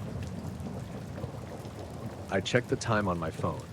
10:47. I had been outside maybe 15 minutes. I called my neighbor, Steve Harrigan, whose property touched ours on the east side. He answered half asleep. I asked if he had anyone working equipment south of us. He said no. I asked if he'd seen any lights. He said he hadn't been outside. I didn't tell him much. I said that the cows had gotten worked up and I was checking around. He told me to call if I needed help. I walked the south fence. Nothing was broken. No tire tracks inside the pasture. No people. No animals that I could see. Near the southeast corner, I found a patch of grass pressed flat. It wasn't huge, maybe 12 feet across. Irregular shape. I shined the light around. The ground was dry. No hoof prints in the center. The cattle hadn't been standing there. I crouched down. The grass wasn't burned. It wasn't wet, just bent over. There were 3 small depressions in the dirt around the edge. Round, maybe the size of a coffee mug. I thought they might have been old post holes or something from farm equipment. I didn't spend much time on them. I was tired and the cattle had settled. I went back to the house. Carol asked what happened. I told her I wasn't sure. I mentioned the lights. She thought maybe it was a crop duster. I said there was no crop duster flying at 10:30 at night without making any sound. She said maybe a drone. That was possible. People had expensive drones by then. I locked the back door and went to bed. Around 1 in the morning, I woke up because the dog was whining. We had an old blue heeler named Duke. He slept in the laundry room. He wasn't barking, just whining softly. I went downstairs. He stood by the kitchen doorway, staring toward the back windows. I let him outside. He stepped onto the porch and stopped, wouldn't go into the yard. That wasn't like him. He normally had to check every smell on the property before coming back in. I walked onto the porch. The pasture was dark. No lights, no sound. After maybe 30 seconds, Duke backed toward the door. I let him inside. The next morning, I went back to the south field after sunrise. Nothing looked dramatic. The flattened patch was still there. In daylight, I could see it better. The grass had been pushed down in different directions, almost like something broad had rested on it. But that was just an impression. There were no obvious burn marks, no dead animals, no broken fence. I took a few photos with my phone. Then I noticed something hanging from the bottom wire. A narrow strip of black material. At first I thought it was plastic from a feed bag. I pulled it loose. It felt like fabric, but very smooth. No stitching, no label. I rubbed it between my fingers. It left a faint gray mark on my thumb. I put it in my shirt pocket. Around 7:30, I drove into town for feed. On the way back, I passed a black sedan parked on the shoulder near the south end of our property. It stood out because nobody parked there. There wasn't a house nearby. I slowed down. No one was inside that I could see. I kept going. When I reached the driveway, I looked in the mirror. The sedan was still there. I unloaded feed, checked water, did morning chores. About 40 minutes later, Carol came outside. She said there were 2 men at the south fence. I thought she meant utility workers. I drove the pickup down the field road. The black sedan had moved from the county shoulder. It was now parked beside the fence. 2 men stood near it. Both wore dark suits. That looked ridiculous in the heat. It was already in the 80s. The older man was maybe mid-50s, gray hair, medium build, very pale skin. The younger one looked around 40. Dark hair, thinner face. Neither wore a hat. Neither carried anything. No toolbox, no clipboard, no equipment. I stopped the truck about 20 feet away. The older man smiled and walked over. "Mr. Voss?" I said yes. He introduced himself as Calvin Mercer. The younger man said his name was Boyd. Just Boyd. I asked what they wanted. Mercer said they were looking for a missing weather balloon. I looked at the car, I looked at their suits. Then I looked back at him. "A weather balloon?" He nodded. He said it had come down somewhere in the area during the night, and they were checking nearby properties. I asked who they worked for. He showed me an identification wallet. I saw a photo, his name, and something about atmospheric research. The seal looked official enough. The younger man didn't show anything. I asked what agency. Mercer said Federal Atmospheric Survey. I had never heard of it. I asked if it was NOAA. He said they coordinated with NOAA. That wasn't the same thing. I asked where their equipment was. He smiled. "We're conducting a visual search first." I said a black sedan wasn't much use for searching fields. He looked toward the pasture. It was available. That answer was so strange I almost laughed. I asked what the balloon looked like. Mercer said silver white envelope instrument package underneath. I asked how big. He said about 6 feet when recovered. That seemed small for something they'd be searching multiple farms for. The younger man walked toward the fence. He looked at the cattle. They had bunched up again. Not as badly as the night before, but they were definitely staying away from that section. Boyd watched them. Then he asked, "Did the animals become frightened before or after the lights appeared?" I felt the hair on my arms lift. I had never mentioned lights. Not to anybody except Carol and maybe Steve, though I hadn't actually told Steve I'd seen them. I said, "What lights?" Boyd looked at Mercer. Mercer answered, "Storm activity, distant flashes." I said there hadn't been lightning south of us. Boyd said nothing. I asked how he knew the cattle had been frightened. Mercer nodded toward them. "They appear agitated now." I said that wasn't what Boyd had asked. There was a pause. Then Mercer said, "We've had similar livestock reports in connection with the balloon." I asked where. He said nearby. I asked which farms. He wouldn't say. Boyd stepped closer to the fence. He didn't touch it. He looked down at the dirt. Then he walked maybe 30 feet along the fence line, directly toward the flattened patch. I hadn't pointed it out. From the road, it wasn't obvious. The grass was knee-high in places, yet he went straight toward it. I got out of the truck. I said, "Hey!" He stopped. Mercer stayed near me. Boyd looked back. I asked what he was doing. "Looking for impact evidence." I said there wasn't any balloon there. He asked if I'd walk the field after the cattle calmed down. Again, wording that bothered me. I asked how he knew they calmed down. Mercer said, "You said they're calmer now." I hadn't. I told them I didn't want anyone entering the pasture. Mercer said that was fine. He remained polite the entire time. That almost made it worse. No threats, no pushiness, just questions that seemed to know too much. He asked what time I'd first noticed the cattle. I said around 10:30. He asked if I had looked at a clock. I said no. He said, 10:32? I stared at him. I asked why that time. He gave a small shrug, based on reports from the area. I said there were no houses close enough to know what my cattle were doing at 10:32. He didn't answer. Boyd walked back toward us. His shoes were dusty now, but otherwise they still looked polished. He asked if I'd touched anything unusual near the fence. I thought of the black strip in my shirt pocket. I said no. He looked directly at the pocket. Not for long, just a glance. Then he asked, "Nothing caught on wire?" My mouth went dry. I said, "What exactly are you looking for?" Mercer stepped in. "Balloon material can tear." I asked if it was black. He paused. "A weather balloon?" I said yes. No. I took the strip from my pocket. Both men became very still. I held it between two fingers. This was on my fence. Mercer reached for it. I pulled my hand back. He stopped. "May I?" I asked if it belonged to them. He said they couldn't know without examining it. Boyd said it's probably unrelated, but he was staring at it. I said I'd keep it. Mercer smiled. "Of course." Then he asked if I'd photographed the field. I said yes. Boyd looked at him again. Mercer asked whether the photos showed the cattle. Some did. He asked if I could show them. I said no. His smile faded slightly. I told them if they had lost a weather balloon, they should come back with the sheriff or somebody from an agency I recognized. Mercer nodded. "That's reasonable." They started walking back to the sedan. Then Boyd stopped. He turned around. "Was the dog outside?" I said, "What?" "Last night. Was the dog outside while the animals were distressed?" I hadn't told them I had a dog. Duke wasn't visible from where we stood. The house was too far away. I said no, that was true. He nodded. "Good." Mercer looked annoyed this time. Not at me, at Boyd. They got into the sedan. Before leaving, Mercer rolled down the passenger window. He said, "If you find any metallic fabric or cord, don't handle it with bare hands." I held up the strip. A little late for that. He stared at it. Then the car pulled away. I drove straight back to the house. Carol was watching from the kitchen. I told her everything. She asked if we should call the sheriff. I said yes. A deputy named Mason Dale came out around noon. He listened to the story. He looked at the flattened area and the 3 round depressions. He photographed the black strip in my hand. Then he told me to put it in a plastic sandwich bag. He called dispatch and asked if anyone had reported a weather balloon. Nothing. He called the local National Weather Service office.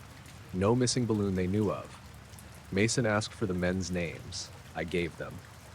He asked about plates. I hadn't written the number down. I only remembered Nebraska plates. That irritated me. The sedan had been right there. I should have looked. Mason took a report. He didn't seem to think we'd been in danger. He suggested they might have been private contractors or survey people using a bad cover story. I asked why they'd know about the cattle and lights. He didn't have an answer. Around 3 that afternoon, Steve called me. He asked if 2 men had been at our place. I said yes. He got quiet. Then he said the same men had visited him first. That surprised me. I asked what they wanted. They asked if he'd seen unusual lights the previous night. I said, "They asked you about lights?" He said yes. They also asked if he'd heard cattle. Steve told them my cows had been noisy sometime around 10:30. That explained how they knew about the cattle, at least partly. I asked whether he'd told them I'd seen lights. He said no, because he hadn't known that. Then I asked if he'd told them about Duke. He said he didn't even remember we had a dog. That part stayed unexplained. The next morning, the black strip was gone. I had put the sandwich bag in the mudroom on a shelf above the washing machine. Carol knew where it was. Neither of us moved it. The doors had been locked overnight. Nothing else was missing. I checked the trash. Nothing. I checked the floor. Nothing. The bag itself was gone. Mason came back after I called. There was no sign of a break-in. He asked if one of us could have thrown it away without thinking. We hadn't. He wrote an addendum to the report. For the next few nights, the cattle stayed calm. Then, on Sunday around 11, Duke started whining again. I went to the back window. A white light was sitting low over the southern field. One light this time. Steady. No blinking. I didn't go outside. I watched from inside for maybe 2 minutes.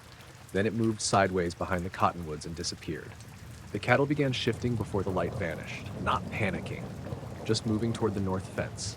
Carol stood beside me. She saw it too. Neither of us called anyone. The next morning, a black sedan was parked on the county road. It stayed there from about 6:30 until 7. I could see one person inside. I didn't go down. Eventually, it drove away. A week later, Mason called. He said he'd checked both names. He couldn't find a Calvin Mercer connected to any atmospheric research office. There were plenty of people with that name, but nothing that matched. Boyd was useless without a first name. He also said the National Weather Service had confirmed no balloons were reported missing in our county that week. I thanked him. That fall, we sold part of the south pasture to a neighboring farmer. The flattened patch disappeared after the grass was cut. The 3 round depressions filled in after rain. Nothing else happened for several months. Then in December, I found a plain white envelope in our mailbox. No stamp, no address. Inside was a single photograph. It was one of the pictures I'd taken the morning after the cattle were disturbed. The south field. Fence, flattened grass. You could see part of the herd in the background. I checked my phone. The original photo was still there, same image, but the printed copy had something mine didn't. At the far left edge, near the cottonwoods, there were 2 dark figures standing beside the fence. Both looked like men, one tall, one shorter. I showed Carol. She thought maybe they had been there when I took the picture and the phone screen had been too small for me to notice. I zoomed in on the original. There was nobody there. I put the print in a drawer in my desk. The next morning it was still there. I kept it for about a year. Then one day I opened the drawer looking for tax paperwork. The envelope was there. The photograph wasn't. I emptied the whole drawer. Nothing. By then, we had installed a camera over the driveway and another facing the south field. The cameras never caught the 2 men. They never came back to the door. The cattle stayed normal. Duke got old and stopped wanting to go farther than the porch after dark. I checked that south fence more often than I needed to. Nothing else ever got caught on the wire. I first saw the 2 men at a bus stop that hadn't been used in years. My name was Graham Naylor. I was 51 at the time, and I drove night routes for a small bus company in Northumberland.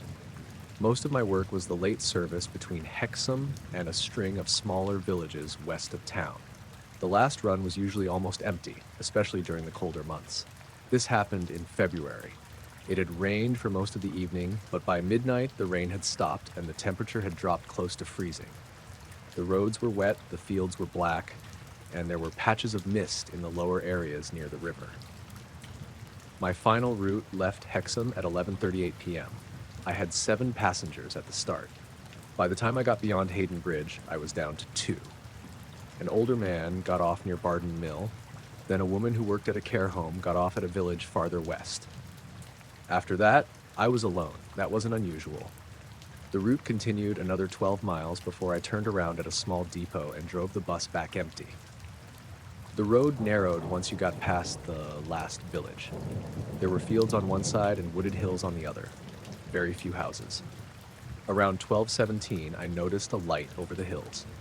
At first, I thought it was the moon coming through cloud. The actual moon was behind me and slightly to the left, so I knew almost immediately that wasn't right. This light was white and low. It appeared above a dark ridge on my right. I could only see it between gaps in the trees. It stayed in roughly the same place as I drove. That made me think it was farther away than it looked. Then it dropped. Not quickly. It moved downward until the trees covered it. I kept driving. A couple of minutes later, it appeared again. This time it was much farther ahead. Same white light, same size. I remember checking the mirrors because the road behind me looked unusually dark. There were no cars in either direction. The bus radio made a short crackling sound, then 3 quick tones. I thought Control was trying to call me. I picked up the handset. Unit 12? Nothing. I called the depot. No answer. The radio went back to normal static. I put it down. About a mile later, I reached the Old Mile End stop. That wasn't its official name anymore.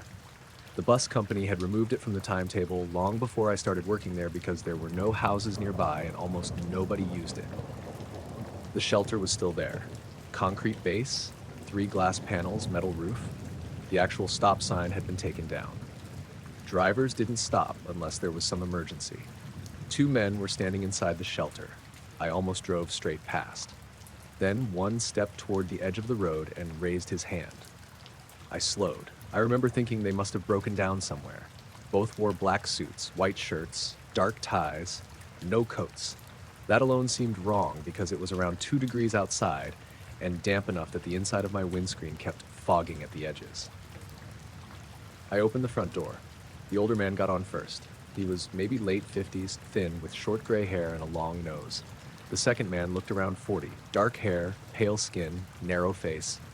Neither looked wet. The older man put a 10-pound note on the tray. I asked where they were going. He looked at me like he hadn't understood. I repeated it. "Where are you getting off?" He glanced at the younger man. Then he said, "Forward." I thought he was making a joke. I said I needed a destination for the ticket. He looked at the ticket machine. End of line. I told him there wasn't much at the end of the line except our turnaround point. That's suitable. I issued 2 tickets to the last scheduled stop. He didn't take the change. I pointed it out. He said, "Keep it." Company rules said I couldn't, so I left the coins in the tray. The 2 men walked about halfway down the bus and sat on opposite sides of the aisle. That was odd too. People traveling together usually sat together. I closed the doors and pulled away. For the next few minutes, neither spoke. I kept looking at them in the mirror. The older man sat completely still with his hands resting on his knees. The younger one looked out the window. There was something about the way they dressed that seemed slightly wrong beyond just being too formal. Their suits weren't expensive looking. They were plain, almost old-fashioned. The trousers sat too high at the waist. The trousers sat too high at the narrow. The ties were Their shoes were polished enough that I noticed them under the interior lights. After maybe 5 minutes, the younger man stood up. I expected him to come toward the front. Instead, he crossed the aisle and sat beside the older man. They spoke quietly. I couldn't make out words. Then both looked out the right side windows at the same time, toward the hills. I looked too. The white light was back. This time it was higher. There was another smaller light beneath it. I only saw the second one for a moment. Then trees blocked both. The older man said something to the younger one. The bus radio crackled again, 3 tones, same as before. I tried calling control, still nothing. The younger man stood and walked toward me. He stopped behind the yellow line. I asked if he needed something. He said, "Have you noticed the second moon tonight?" I thought I'd misheard him. "The what?" "The second moon." He pointed through the windscreen. I laughed because I genuinely thought he was joking. I said there was only one moon. He didn't laugh. I asked whether you noticed it. I looked at him in the mirror. His face was completely serious. I said I'd seen a light over the hills. He nodded. "Before we boarded?" "Yes." "How long before?" I said maybe 10 minutes. He asked if it had moved. I said yes. "Down?" "At one point." He turned toward the older man. The older man was watching us. Then the younger one asked, "Did it follow the road?" That question made me uncomfortable. I said I didn't know. He went back to his seat. I drove another mile. The road passed through a stretch of woods where the trees came close on both sides. My headlights caught something reflective ahead. At first, I thought it was a road sign. Then I realized it was a person standing near the verge. I slowed. There was no person, just a white marker post. I told myself that was what I'd seen. Then the dashboard clock flickered. 12:29, 12:30, 12:26, then back to 12:30. I tapped it with my finger. The younger man noticed. He said, "Does it often do that?" I said no. The older man asked, "What time do you believe it is?" I told him 12:30. He checked his watch. Correct. I didn't like the word believe. I kept driving. At 12:34, we passed the turn for an old forestry road. There was a black car parked just inside the entrance. No lights. I only saw it because my headlights swept across the side panels. Large sedan. Very dark. It looked like the kind of car that had collected the 2 men. I asked if it belonged to them. Neither answered. I looked in the mirror. Both were staring straight ahead now. The road climbed after that. Once we got higher, the mist disappeared. The sky opened up enough that I could see the actual moon clearly off to the left. Half moon. Bright. Normal. On the right, above the hills, was the other light. It was much brighter than before. For a few seconds, both were visible at once. The real moon on one side of the bus, the white light on the other. I understood why the man called it a second moon. It looked close to the same size from where I was sitting, but it wasn't round. I could see that now. It was more like an oval or a bright patch with no clear edge. I slowed without meaning to. The older man said, "Keep your speed." I looked at him in the mirror. "What?" "Maintain your speed." I said, "Are you giving me driving instructions now?" He didn't answer. The white light moved. It crossed above the road from right to left, very slowly. As it did, every interior light in the bus dimmed. The engine kept running. The headlights stayed on, but the passenger lights dropped almost completely out. The radio made a low buzzing noise. The ticket machine screen went blank. I took my foot off the accelerator. The older man stood. "Please continue." I told him to sit down. He did. The light disappeared behind the trees on the left. The bus lights returned. The ticket machine restarted. The clock now said 12:41. I checked my wristwatch, 12:36. I checked my phone in the holder beside the wheel. I stared at the dashboard clock, 5 minutes ahead. The younger man said, "Which time do you normally trust?" I felt my hands tighten on the wheel. I said, "Why are you asking me that?" He didn't answer. I asked who they were. The older man reached into his jacket. Cloth. I thought he was going for a wallet. He took out an identification card. He held it up but didn't come closer. There was a photograph, a name, and something that looked like a government crest. I couldn't read the small print while driving. He said his name was Philip Crane and the other man was Edward Sayer. I asked what department. Transport observation. That isn't a department. It's sufficient. That annoyed me. I told them this was a public bus, and if they were officials, they could explain what they were doing. Crane said, "We're passengers. Passengers don't ask whether there's a second moon." Sayer looked toward the window. "Some do." I stopped talking. The last scheduled stop was only a few miles away. I wanted them off the bus. As we came down the hill, the radio finally came back properly. Control called my unit number. I answered immediately. The controller, Denise Ward, asked where I was. I told her I was coming up on the old mill junction. There was a pause. She said, "You should have passed that 9 minutes ago." I checked my phone. 12:42. I told her I had 2 passengers and had stopped briefly. She said no passenger stop should account for that much time. I looked at the 2 men. Crane was watching me. Denise asked if everything was all right. I said yes. I don't know why. Probably because I didn't want to start explaining any of it over the radio with them listening. When the call ended, Sayer asked, 9 minutes? I said nothing. He asked again, "Did she say 9? I told him to sit back. He did.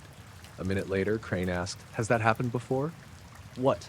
"Your route arriving late without an explanation." I said buses were late all the time. "Without traffic." "Yes." "Without passengers." "Sometimes." He nodded slowly. "On this section?" I didn't answer. The strange thing was that I remembered something then.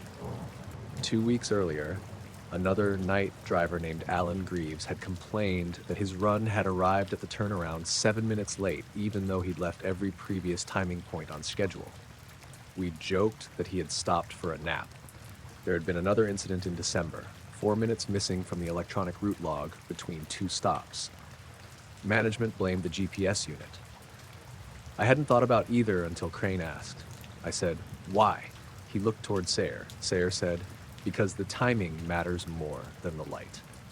That sentence stayed with me. We reached the final stop at 12:49 by my phone. The dashboard clock said 12:54. I pulled in beside the small shelter near the turnaround. There were no houses close by, no parked cars. I opened the doors. Neither man moved. I turned around. This is the end. Crane stood. Sayer stayed seated. Crane came to the front and placed something on the ticket tray. The coins I'd left there earlier. Exactly the change from his 10-pound note. I hadn't seen him take them. I asked how he'd gotten them. He ignored the question. Then he said, "If you see the light again, don't stop beneath it," I said. "Beneath what?" He gave me a look like the answer was obvious. Sayer stood and joined him. Before stepping off, Sayer asked, "Did your other driver mention hearing a bell?" I said, "What other driver?" He looked at Crane. Crane opened the door wider with his hand, even though it was already fully open. They stepped onto the pavement. I shut the doors immediately. I turned the bus around. When I looked in the mirror, both men were standing by the shelter. I drove maybe 50 yards. Then I saw headlights behind me. The same black sedan I'd noticed near the forestry road came around the bend. It slowed beside the shelter. I couldn't see anyone get in because the road curved away. I kept driving. The return trip was empty. No light over the hills, no radio interference. The dashboard clock stayed 5 minutes ahead until I reached the depot. Then, as I parked, it changed by itself. 12:58 became 12:54. It matched my phone again. I sat there staring at it. Denise came out of the office. She asked why I'd been so late. I told her about the two men first, not the light. She checked the ticket system. There were no passenger transactions recorded after Barden Mill. I said that was impossible. I had printed 2 tickets. I checked the tray beside the machine. They were gone. I checked the floor. Nothing. Denise looked at me like I was exhausted.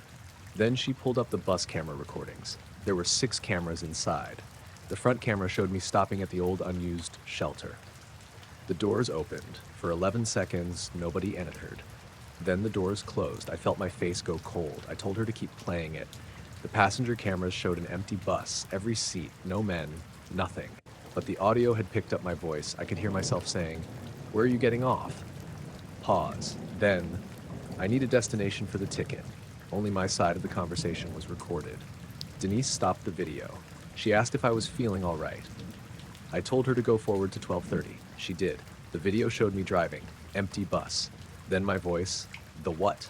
Pause. "There is only one moon." I told her to keep going. At the point where the interior lights dimmed, every camera froze for 9 minutes. Not black. Frozen. Same frame. My hands on the wheel. Empty seats behind me. When the footage resumed, I was farther down the road. Denise stopped talking. We checked the exterior forward camera. Same 9-minute gap. She called our operations manager. He came in early and downloaded the recordings. I wrote an incident report before going home.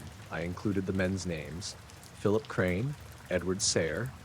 I included the old stop, the black sedan, and the question about the second moon. I didn't expect anyone to believe it. The next afternoon, management called me back to the depot. They'd checked the vehicle. No electrical faults, no camera problems, no GPS faults. But the route log showed the bus stationary for 9 minutes on the hill road. Not moving slowly. Stationary. I knew I hadn't stopped there. The only full stop I made was for the 2 men at the unused shelter. The GPS log showed that stop too. 11 seconds. The manager asked whether I'd fallen asleep at the wheel. I said no. He asked if I'd taken medication. No. Alcohol? No. They sent me home for 2 nights while they reviewed everything. On the second evening, somebody knocked at my house. I didn't answer immediately. I looked through the upstairs window. A black sedan was parked across the road. 1 man stood at my front gate. Sayre. I recognized him. He didn't knock again. He waited maybe 30 seconds. Then he placed an envelope through the letterbox and walked back to the car.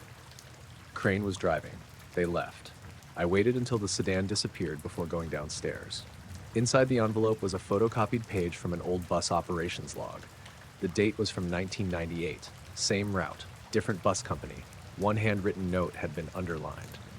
Delay between Mile End and Mill Junction, 8 minutes. Driver reported unusual light over ridge. Below it, someone had written another line in darker ink. No passengers on board. I called Denise. She came over with her husband because neither of us wanted to meet alone by then. I showed them the page. The old company named on it had operated the route before a merger. Denise recognized the form. She took a photo. I kept the original. Nothing else happened. Management eventually cleared me to return to work. The 9-minute gap was filed as an unexplained equipment failure. For the next year, I refused the final rural run whenever I could. When I did drive it, I never stopped at the old shelter. I sometimes looked toward the hills. Most nights, there was nothing. Once in June, I saw a white light sitting low over the ridge just after midnight. I kept the bus at 40 miles an hour. I didn't slow down. The light stayed in the mirror for about a minute and then disappeared. My phone, wristwatch, and dashboard clock all showed the same time when I reached the depot. I finished the paperwork, locked the bus, drove home, and went inside. I was walking my dog along the Reservoir Road at about 5:10 in the morning when I saw the light. It was late November, cold enough that the grass beside the road was white with frost, but there was no snow yet. The sky had started to lighten behind the hills, though it was still dark enough that my breath showed every time I exhaled. My dog, Marnie, was ahead of me on the leash, stopping every few yards to smell things she had probably smelled 100 times before. Marnie was a 6-year-old border collie mix. I got her from a rescue outside Springfield after my divorce. She was nervous around trucks and thunderstorms, but otherwise pretty friendly. She also barked at absolutely nothing sometimes, which mattered later because I spent a long time wondering whether I had made more of that morning than I should have. The reservoir was about 15 minutes from my house in western Massachusetts. I walked there several mornings a week before work. There was a service road running along the eastern side with woods on one side and water on the other. The public gate was open from sunrise to sunset, but there was a smaller path beside it that locals used before the official opening time. Nobody ever bothered me about it. That morning was unusually quiet. Normally I heard traffic from the state road about half a mile away. Sometimes there were delivery trucks, sometimes a plane from the small airport to the south. That morning I heard none of it. Marnie noticed the light before I did. She stopped so suddenly I almost stepped into her. At first, I thought she'd heard something in the woods. Her ears were forward and her body had gone stiff. I looked where she was looking. Across the water, there was a white light hanging over the reservoir. That was my first thought. Just a light. It was roughly above the middle of the water, maybe 200 or 300 yards from shore. I had no real way to judge the distance. It looked larger than an aircraft light, but smaller than the moon. And it was low enough that I could see its reflection on the water. The strange part was that the reflection was directly beneath it. The reservoir wasn't perfectly calm. There were small ripples moving toward the shore, but the reflection was a narrow, straight line, almost like somebody had drawn it down the water with a ruler. I stood there for a few seconds trying to figure out what I was seeing. Then Marnie started growling. She almost never growled. I said her name and gave the leash a little tug, but she didn't move. Her eyes stayed fixed on the light. I looked at it again. There was no blinking, no red or green navigation lights, no visible movement. I remember thinking it might be a helicopter because there was a medical center in the next county and helicopters occasionally crossed the area, but there was no sound. I waited for the sound because I assumed it was just delayed by distance. Nothing. Marnie barked. Once, then twice more, sharp and loud. The light changed. I didn't see it move at first. It just seemed to become slightly smaller, as if something had turned it away from me. The reflection disappeared at the same time. Marnie pulled backward. That surprised me more than the light did. Usually if she was frightened, she pulled toward me or tried to drag me home. This time she kept her head toward the reservoir, but backed away, one step at a time, until the leash was tight. I finally started walking. I told myself there was probably a simple explanation. A drone. A helicopter with its lights angled away. Something from the airport. After maybe 20 steps, I looked back. The light was still there. Then it went out. Not faded, not moved behind a tree. 1 second it was there, and the next it wasn't. The water underneath stayed visible because the sky was getting lighter. There was nothing over it. Marnie stopped barking. I stayed where I was for another minute, listening. A fish jumped somewhere near the opposite shore. I heard the splash clearly. Then, about 10 seconds later, I heard something else. 3 low knocks. That was the closest description I could come up with. Knock, knock, knock. They seemed to come from across the water. I couldn't tell if they were in the woods, under the water, or just echoing from somewhere. Marnie started pulling hard toward the parking area. I let her. By the time I reached my truck, I had convinced myself I hadn't really seen anything unusual. I even laughed at myself a little. It was dark. I was tired, and there were plenty of things that could produce a light over a reservoir. Then I checked the time. My truck clock said 5:42. I remembered looking at my watch shortly after seeing the light. It had been 5:13. That bothered me because the walk from where I saw it to the truck should have taken maybe 6 or 7 minutes. 10 if Marnie stopped constantly. It had apparently taken nearly half an hour. I knew I could have remembered the first time wrong, so I didn't make anything of it. I drove home, showered, fed Marnie, and went to work. I worked for an insurance company in town. Nothing exciting. I processed commercial property claims. Most of my day involved spreadsheets, phone calls, and people arguing about what counted as pre-existing damage. Around lunch, I told my coworker Grant what happened. I left out the missing time because I didn't want to sound ridiculous. I said I'd seen a strange light over the reservoir. He asked if I'd been drinking. I said it was 5 in the morning. He said that didn't answer the question. That was about as far as the conversation went. Later that afternoon, though, I started thinking about it again. I checked the local airport's flight tracking site. Nothing had obviously been near the reservoir around that time. I searched for drone activity. Nothing. Then I checked local social media groups, which was probably a mistake. Nobody had reported anything. I almost forgot about it.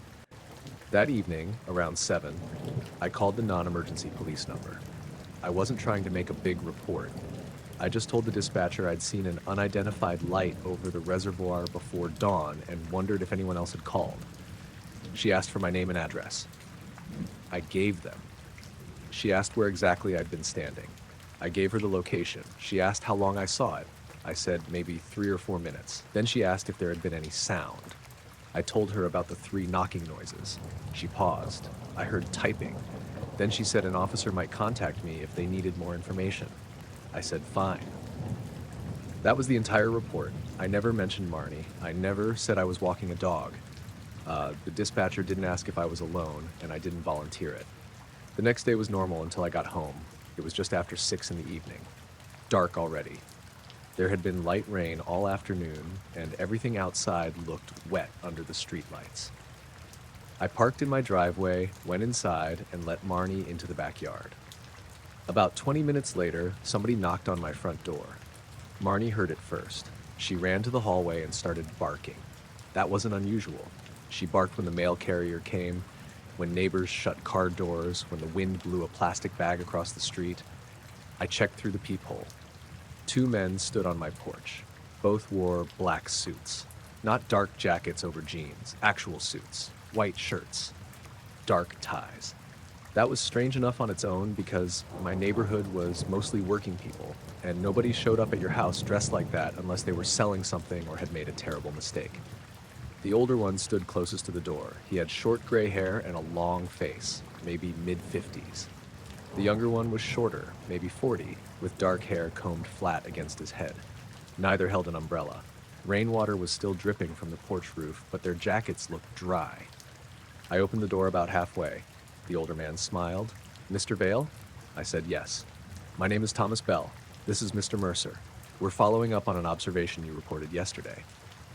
He showed me an identification card. I looked at it. It had his photo, his name, a seal, and something called the Regional Aviation Observation Office. I'd never heard of it. The younger man didn't show me anything. I asked who they worked for. Bell said, "We're conducting an interagency review." That wasn't an answer, but I didn't feel like arguing with 2 strangers on my porch. I asked if they were police. "No." "FAA?" "Not directly." "Then who are you?" He smiled again. "The identification states our office." I looked at the card once more. It didn't state much. Marnie was still barking behind me. The younger man looked past my shoulder toward her. "She was present?" I turned. "What? What?" Bell said, "Your dog." I felt something change in my stomach. I said, "Yeah." Mercer asked, "Did she bark at the light?" Neither of them moved. I looked from one to the other. "How did you know I had a dog?" Bell's smile disappeared, though not completely. His face just became more serious. "Your address record indicates a registered animal." I said Marnie wasn't registered with the town. That was true. Dogs were supposed to be licensed, but I'd been late renewing hers. Mercer asked again, "Did she bark at it?" I didn't answer. Bell said, "We're only trying to establish whether the animal reacted before or after the observation." I said, "I didn't tell the police I had a dog." "We're aware." That was Bell. He said it calmly, as if I'd pointed out something minor. I asked what that meant. He said they had access to the original call record. I said, "Then you know I never mentioned her." He looked at Mercer. Mercer was staring at Marnie. She had stopped barking. That bothered me more than anything. She was standing at the end of the hallway, staring back at him with her ears down. I asked them what they wanted. Bell said they had a few questions. I said I wasn't comfortable answering. He asked if they could come inside. I said no. Neither argued. That almost made it worse. Bell took a small notebook from his inside jacket pocket. It was old-fashioned, black cover, no logo. He asked me to describe the light. I said I'd already done that. Please describe it again, I told him. White, round from where I stood, silent, stationary. He wrote for a while. Mercer asked if it had reflected in the water. I said yes. He asked what shape the reflection had. Straight. How straight? I almost laughed. Straight enough that I noticed it. He asked whether the water around it was disturbed. I said I couldn't remember. That wasn't completely true. I remembered the ripples, but I suddenly didn't want to tell them anything else. Bell asked what time I first noticed the light. I said approximately 5:10. 5:10, something like that. What time did you return to your vehicle? 5:40 something. 5:42. I stared at him. He didn't look up from the notebook. I said, yeah. My truck clock said 5:42. Your truck clock? How do you know that? He closed the notebook. For a second, nobody spoke. Rainwater tapped against the metal railing beside them. Bell said, you mentioned checking the time after returning to your vehicle. I didn't mention the exact time. He looked at me. Did your dog bark before you noticed the light? I said nothing. Mercer said, or after. Marnie suddenly walked backward down the hallway, not running, not panicking, just backing away while keeping her eyes on them. I had never seen her do that before. I told them I wanted them to leave. Bell said, of course. Mercer asked one more question. Did she look into the water? I said, what? Your dog. Of course she looked at the water. We were walking beside it. Did she drink? No. I wasn't sure. I didn't think so. Mercer looked directly at me. Did you? I said no. He nodded once. Bell put the notebook away. They thanked me for my time and walked back toward the street. I watched through the doorway. There was a black sedan parked 2 houses down. I hadn't noticed it when I arrived home. They got in. Before closing the door, Bell looked back at me. He didn't wave. The car drove away. I locked the door. Then I checked every window in the house. I know that sounds dramatic, but I didn't know what else to do. I felt stupid doing it and kept doing it anyway. I called the police non-emergency number. I told the dispatcher 2 men had come to my house claiming to follow up on my report. She asked if they gave me names. I told her. She put me on hold. When she came back, she said no officer or federal agency had been sent to my address. I asked whether anyone else had accessed my report. She said she couldn't tell me that. I said they knew things I didn't report. She asked whether they threatened me. No. Did they enter my house? No. Did they take anything? No. She said there wasn't much she could do. I asked if the agency on the identification was real. She said she didn't know. I searched for it after hanging up. Regional Aviation Observation Office? Nothing. I found similar names, but no exact agency. I searched Bell's name. Too many results. Mercer was even worse. I checked the local airport again. Nothing had been near the reservoir before dawn. That night, I barely slept. Marnie slept in my bedroom, which she normally didn't do. Around 2 in the morning, she woke up and stood beside the bed. I woke because I heard her breathing. She wasn't barking. She was looking toward the window. I listened. Nothing. I checked the window anyway. There was no car outside, no person, just wet pavement and the streetlight. The next morning, I drove to the reservoir before work. I wanted to see the spot in daylight. The public gate was open. I parked near the access path and walked down with Marnie. It had rained most of the night. The ground was soft and there were puddles everywhere. We reached roughly the place where I'd seen the light. Marnie stopped. I expected her to pull toward the water or react somehow. Instead, she turned around and refused to go farther. I tried coaxing her. Nothing. I finally gave up. On the way back, I noticed tire tracks on the wet service road. There were fresh tracks going toward the reservoir. Only one vehicle, from what I could tell. But I didn't see any car. The road went around a bend and ended at a locked maintenance gate. I walked to it. The chain was in place. The gate was locked. The tracks continued through the gate. There were no tracks coming back. I stood there for a while staring at them. Maybe the vehicle had entered before the rain and the tracks only looked fresh. Maybe someone with a key had come through another way. Maybe I was already looking for strange things because of what happened. I went to work. Around noon, I called the water department. I told them I'd noticed a vehicle had apparently gone through the maintenance gate. The woman I spoke to said there were no scheduled inspections that morning. I asked if anyone had been out before dawn. She said not to her knowledge. Then I asked if the gate had another entrance. She said no. I didn't tell her why I was asking. For the next week, I kept Marnie on shorter walks. Not because I thought anything was going to happen. I just didn't feel like taking her back to the reservoir. Then 4 days after the men visited, something happened at work. I was leaving the building around 5. It was dark again by then, and the parking lot was mostly empty. I noticed the black sedan near the far edge. I couldn't say it was the same one. There were plenty of black sedans, but this one had the same shape and no front license plate. I stood beside my car and watched it. Nobody got out. I wrote the rear plate number down. When I got home, I searched what I could through public records and found nothing useful. The following morning, I gave the number to a friend whose brother worked for the police department. He called me back that evening and said the plate was valid, but belonged to a vehicle registered as destroyed after an accident in Connecticut 9 years earlier. I asked him if he was joking. He said no. I didn't tell him about the men. I didn't want to sound insane. The sedan didn't appear again after that, at least not where I could see it. But Marnie changed for a while. Every morning around 5, she started waking me up. She would stand at the bedroom door and stare at me until I got up. I checked her food, her water, everything. She seemed perfectly healthy. After 3 days, I took her outside before dawn. The air was cold and clear. The street was empty. She walked halfway down the driveway, then stopped and looked over the roof of my house toward the south, toward the reservoir. She didn't bark, she just watched. I looked too. At first, there was nothing. Then, above the dark line of trees in the distance, I saw a small white point. It stayed there for maybe 5 seconds. Marnie made a low sound in her throat. I looked down at her. When I looked back, the point was gone. I brought her inside. A few weeks later, I finally renewed her town license. The clerk at the town office typed her information into the computer and asked when I got her. I told her. Then she frowned at the screen.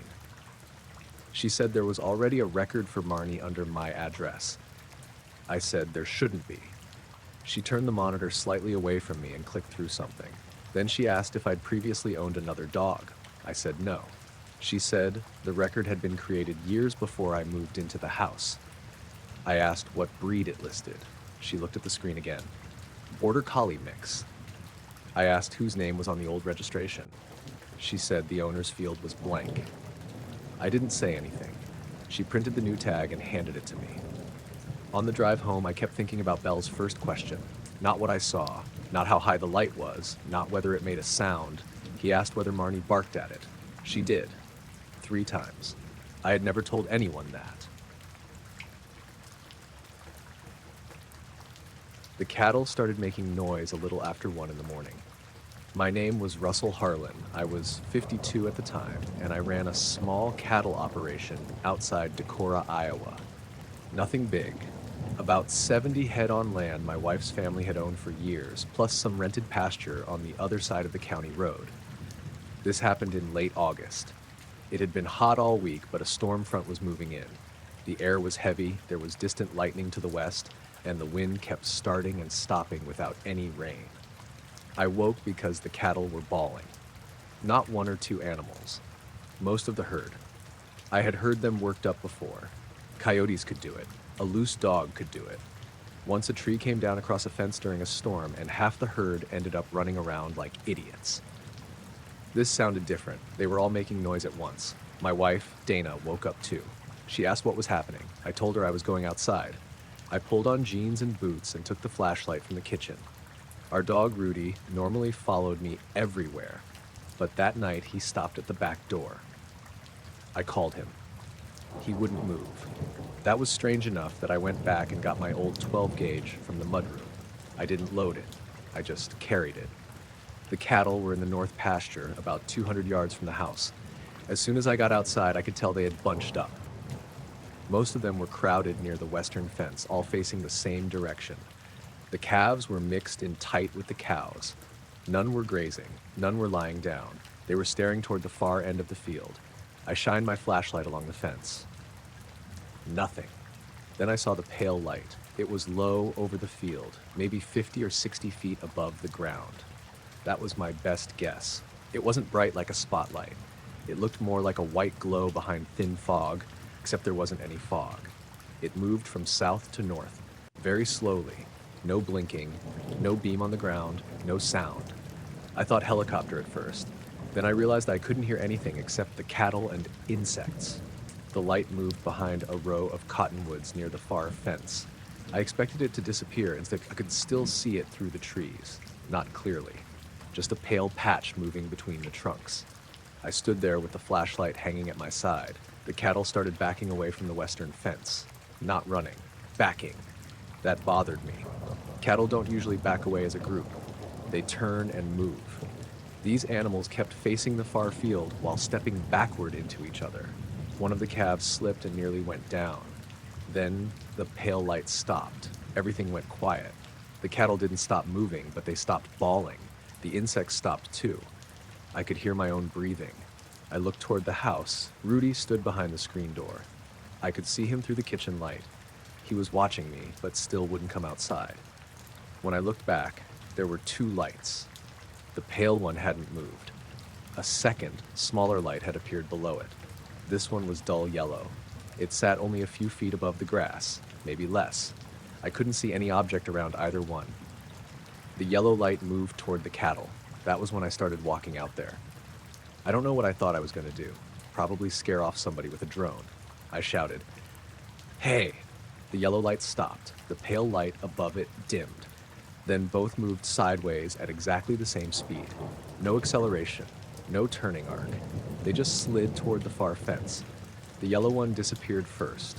The pale one continued another few seconds and went out. The field went dark. A second later, every cow turned and ran toward the center pasture. I had to jump out of the way. I stood there after they passed. There was still no wind. The distant lightning continued over the hills, but I never heard thunder. I walked toward where the lights had been. The grass was wet with dew. Nothing looked burned. Nothing looked flattened. I reached the western fence and found one section of wire hanging lower than normal. One wooden post leaned slightly outward. That was all. I figured the cattle had damaged it while bunching together. I checked the field with my flashlight for maybe 15 minutes. Nothing. When I got back to the house, Dana was standing in the kitchen. She asked what I'd seen. I told her a light. She asked what kind. I said I didn't know.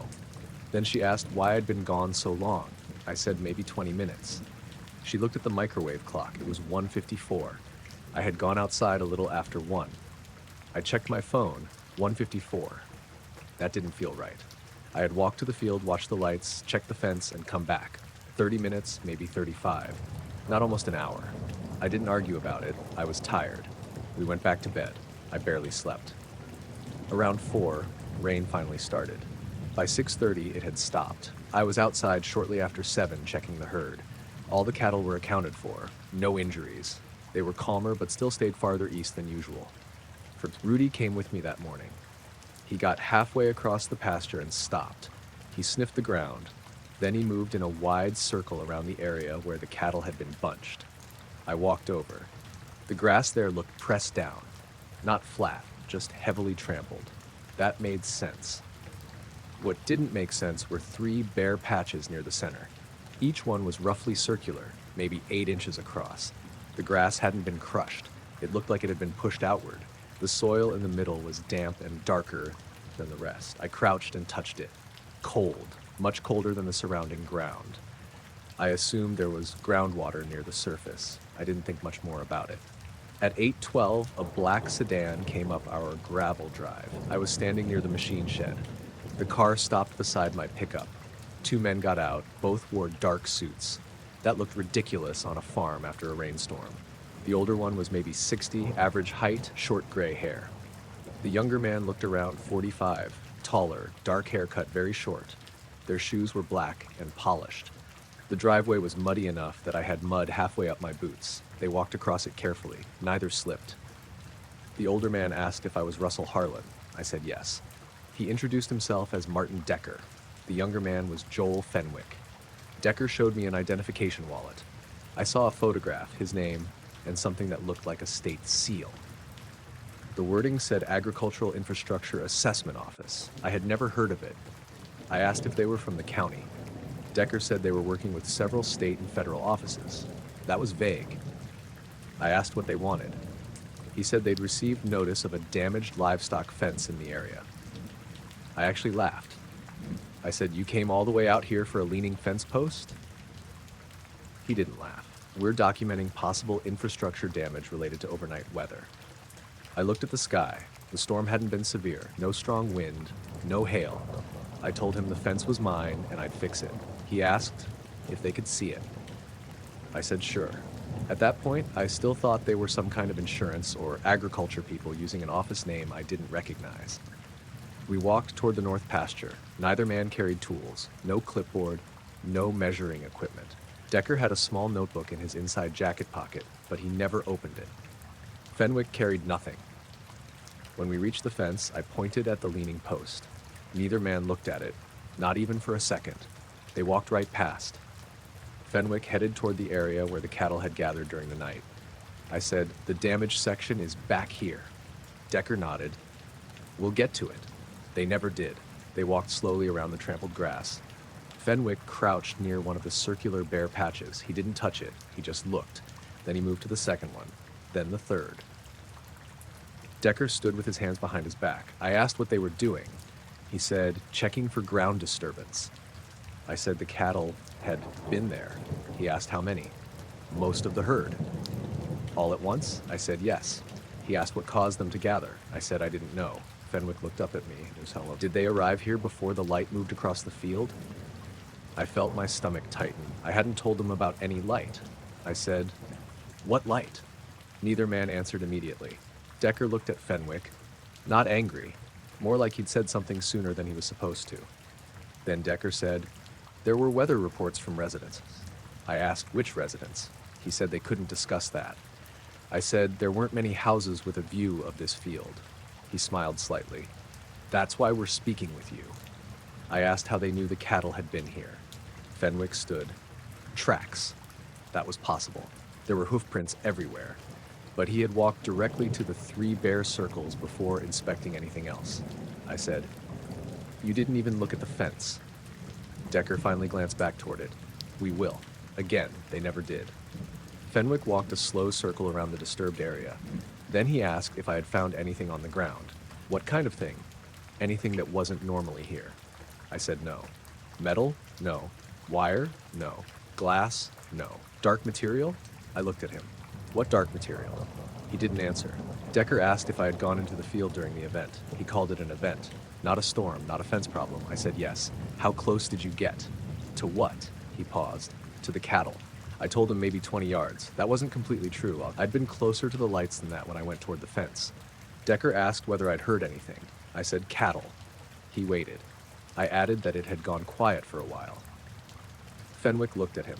Then Fenwick asked, "No low tone?" I said no. That was true.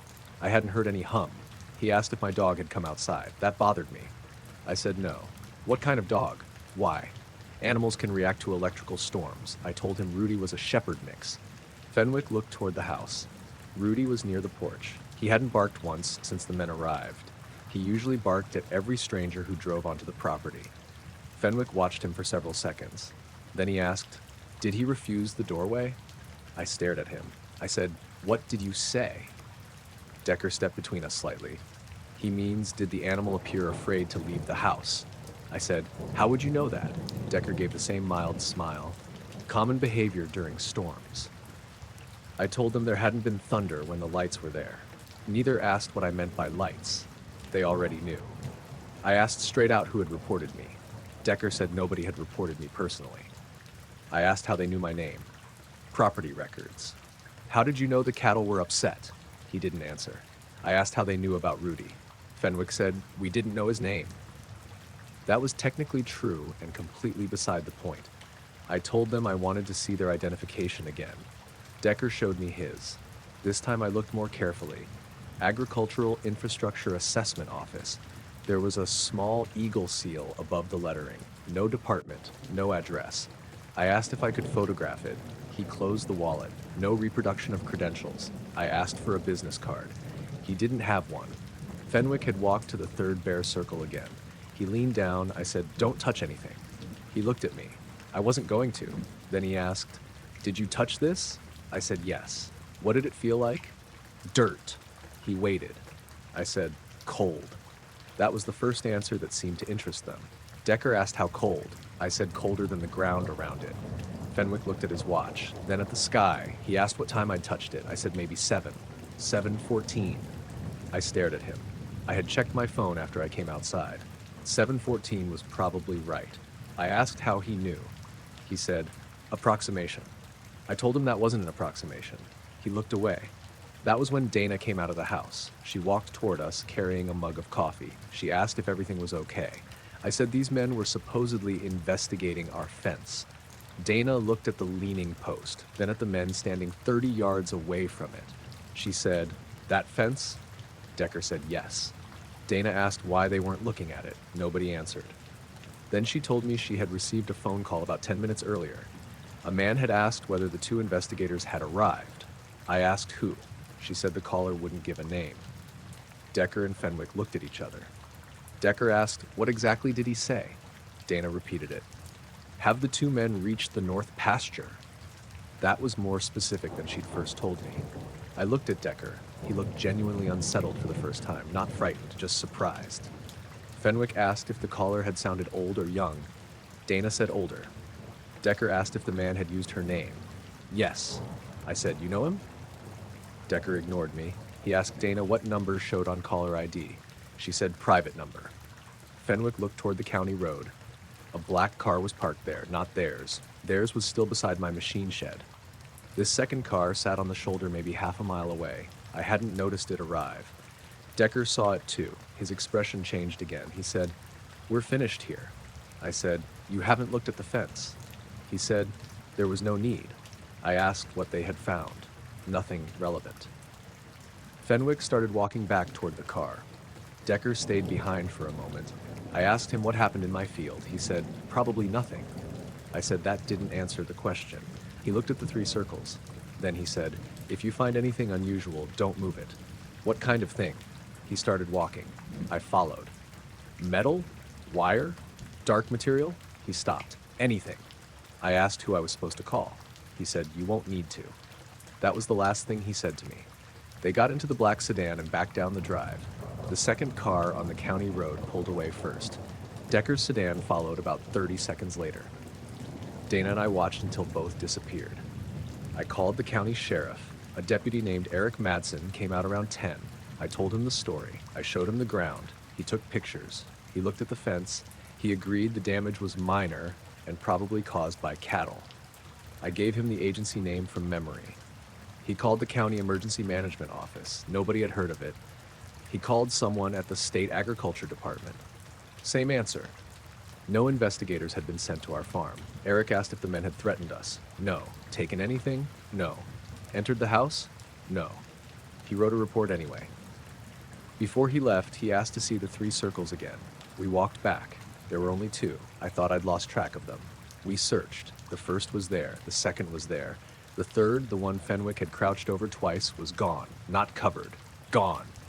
The grass in that spot stood upright. The soil looked normal for flies. Eric thought I had mistaken the location. Dana had seen all 3 that morning. She told him so. He photographed what remained. By evening, both circles had warmed to the same temperature as the rest of the ground. The cattle still refused to graze near them. For nearly a week, they kept 30 or 40 feet away. Then they gradually stopped caring. I repaired the fence. Nothing unusual was caught in the wire. No metal, no fabric, nothing.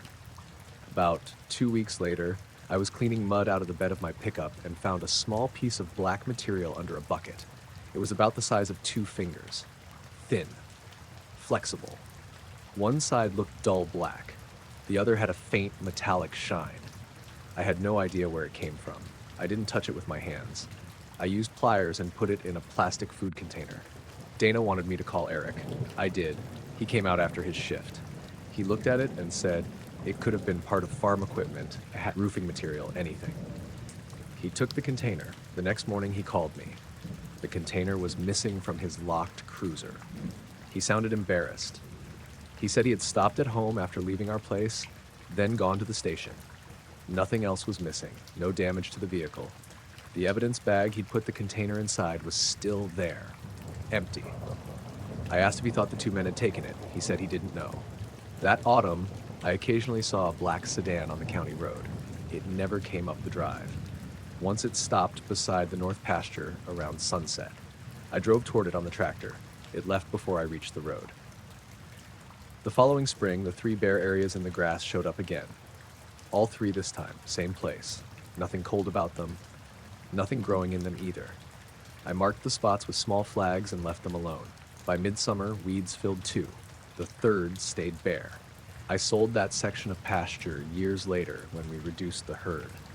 Before closing, I walked out there one last time. The fence had been replaced by the new owner. The old leaning post was gone. The grass looked normal. The third bare circle was still visible, faint but clear, about 8 inches across. I stood there for a few minutes, then walked back to the truck and drove home. I got the call just after 7 on a Tuesday evening, right when I was closing the shop. My name was Dean Hollis. I was 45 at the time, and I ran a small locksmith business in Cedar Rapids, Iowa. Most of my work was house lockouts, commercial rekeys, broken keys, and the occasional safe or filing cabinet job. Nothing exciting. The woman who called said she managed a small office building on the south side of town. One of the tenants had moved out unexpectedly, and there was a locked filing cabinet left behind in the suite. She wanted it open that night. I told her I could come the next morning. She said it had to be that evening because contractors were clearing the office at 8. I quoted her my after-hours rate. She agreed without hesitation. That was the first thing I found slightly odd. Most property managers argued about emergency charges even when somebody was locked out in freezing weather. This woman didn't care. She gave me the address, suite number, and a contact name. Michael Stanton. I wrote it down. The office building was about 15 minutes away. It had been warm all day, but a line of storms was moving in from the west. The sky was dark green-gray, and the wind was pushing leaves across the roads. I reached the building at 7:24. There were only 3 cars in the lot. A white contractor van, my truck, and a black sedan parked near the far end. The building was one of those 2-story brick places built in the late 80s, with a dentist downstairs and small legal, insurance, and accounting offices upstairs. The front door was unlocked. Nobody was at reception. I called the contact number. A man answered immediately. "Mr. Hollis?" I said yes. Second floor, suite 204. I went upstairs. The hallway lights were on, but most office doors were dark. Suite 204 stood open. 2 men were waiting inside. Both wore dark suits. That stood out because the office was empty.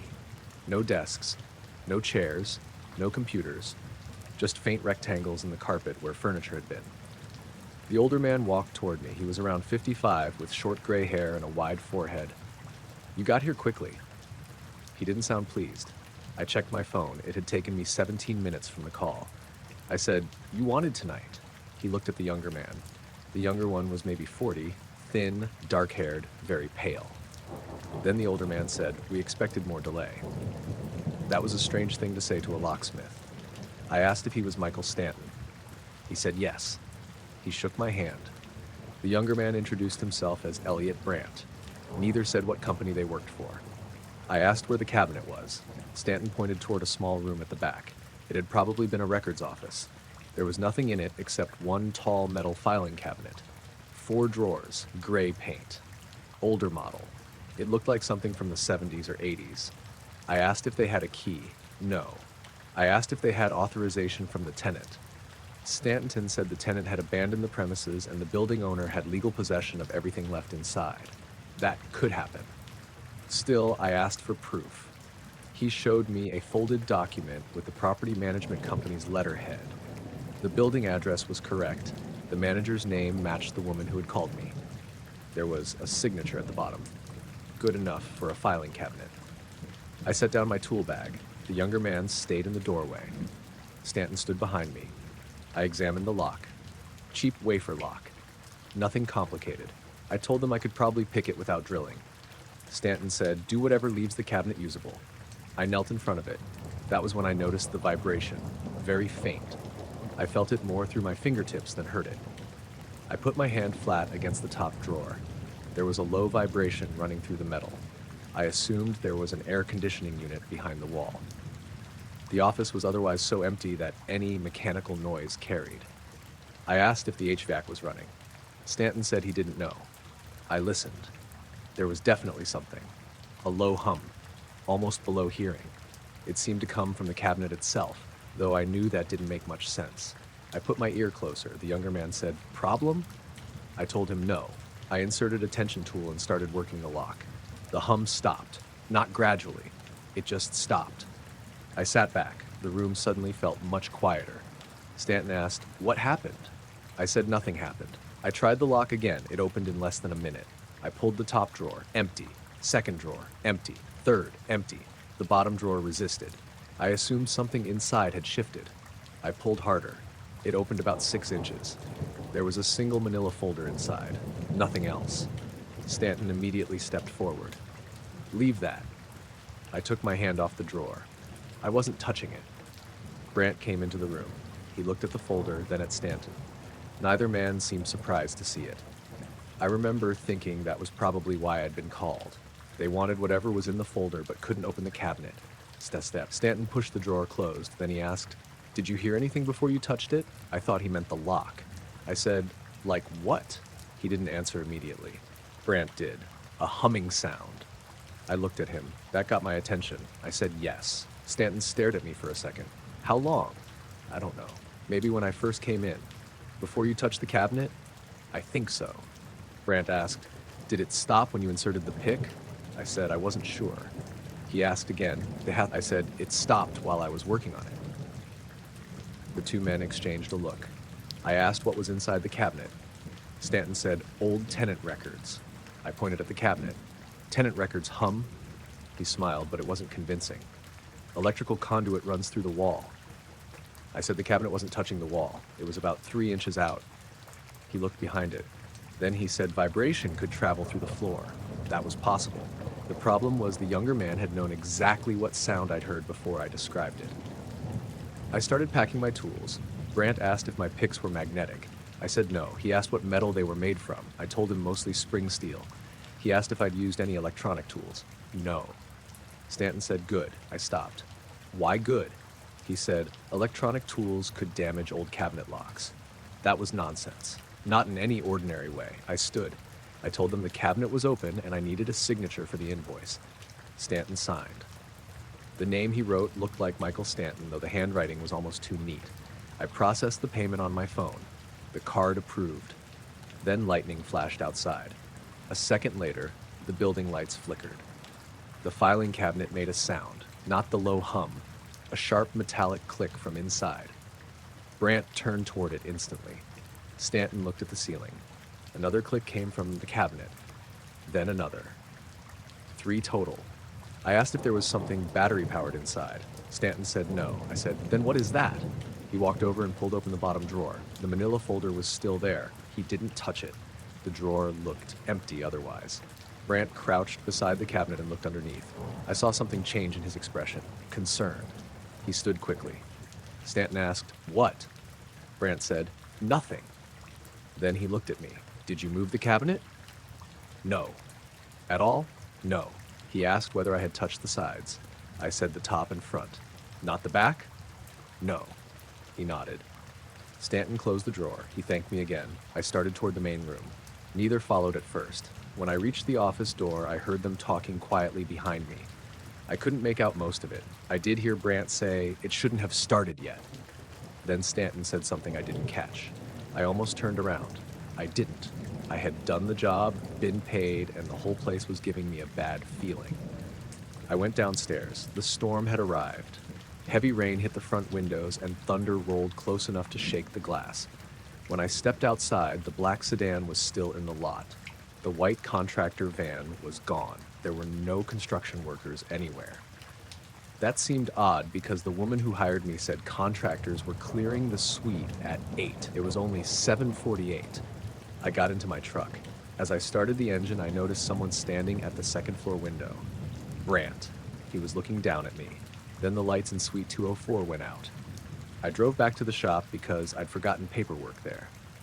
About halfway across town, my phone rang. Unknown number. I answered through the truck speaker. A man's voice said, "Mr. Hollis?"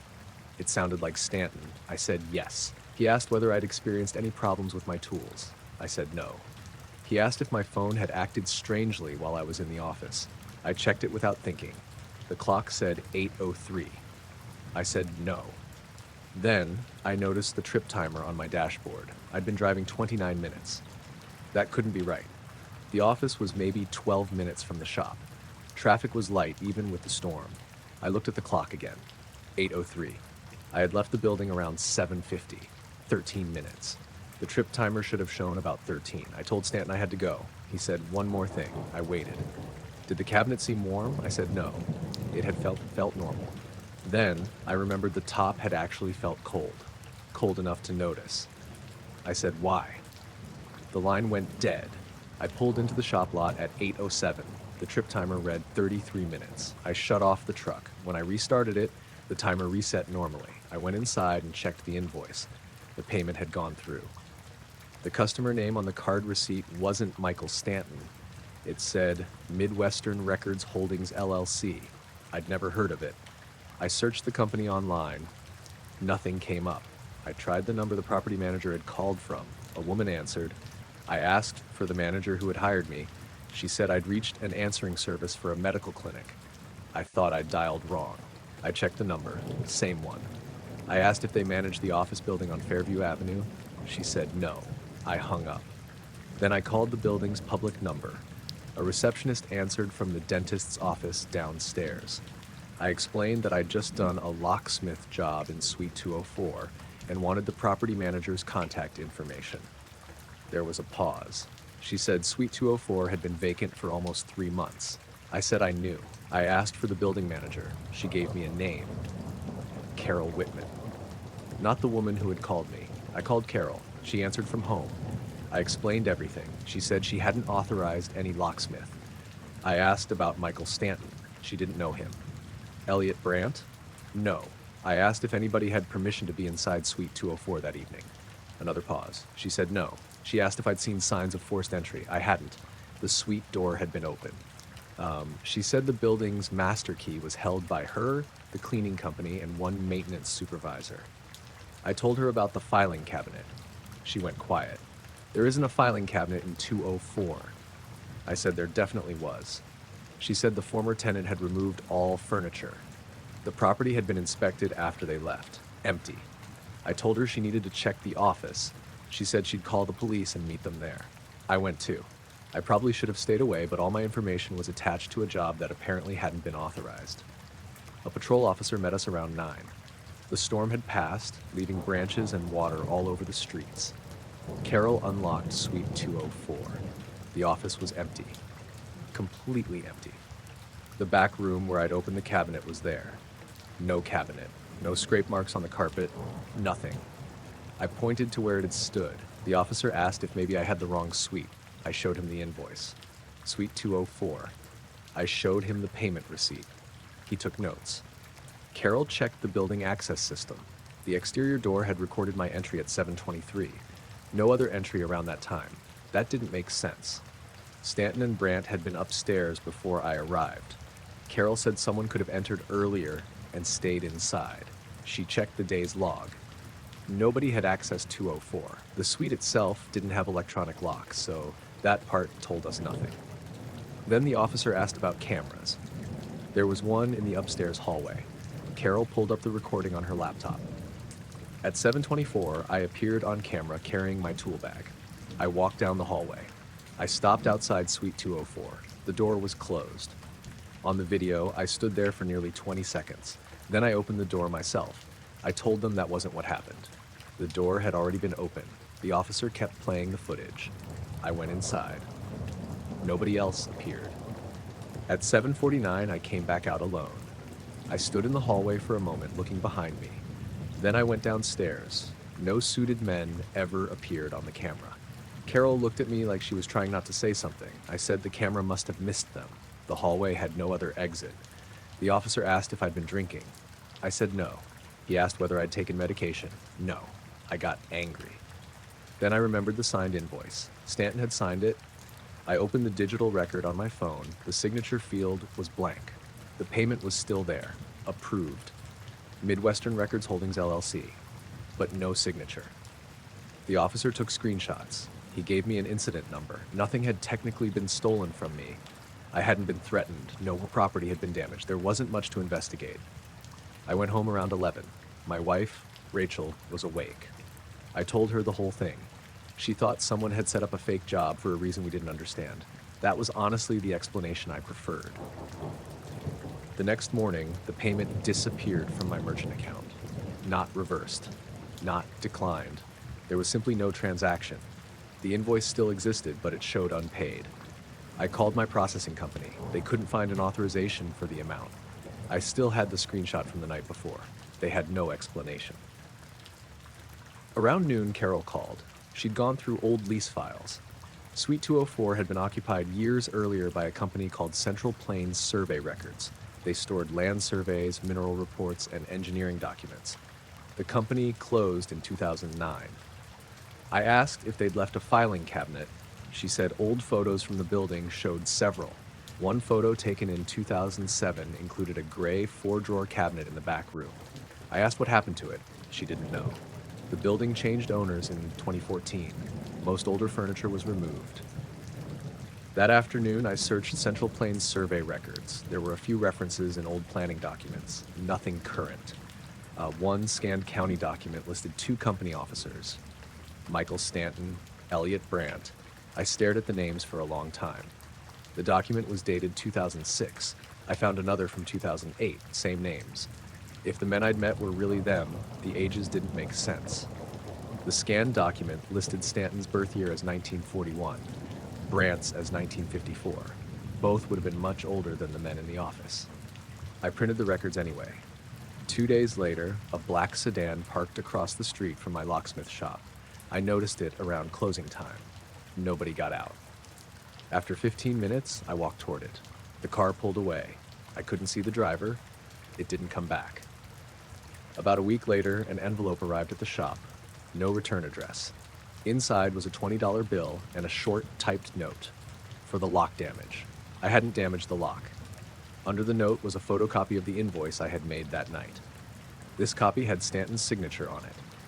At the bottom, below my own printed job notes, was one sentence I had never written. Cabinet hum audible prior to contact.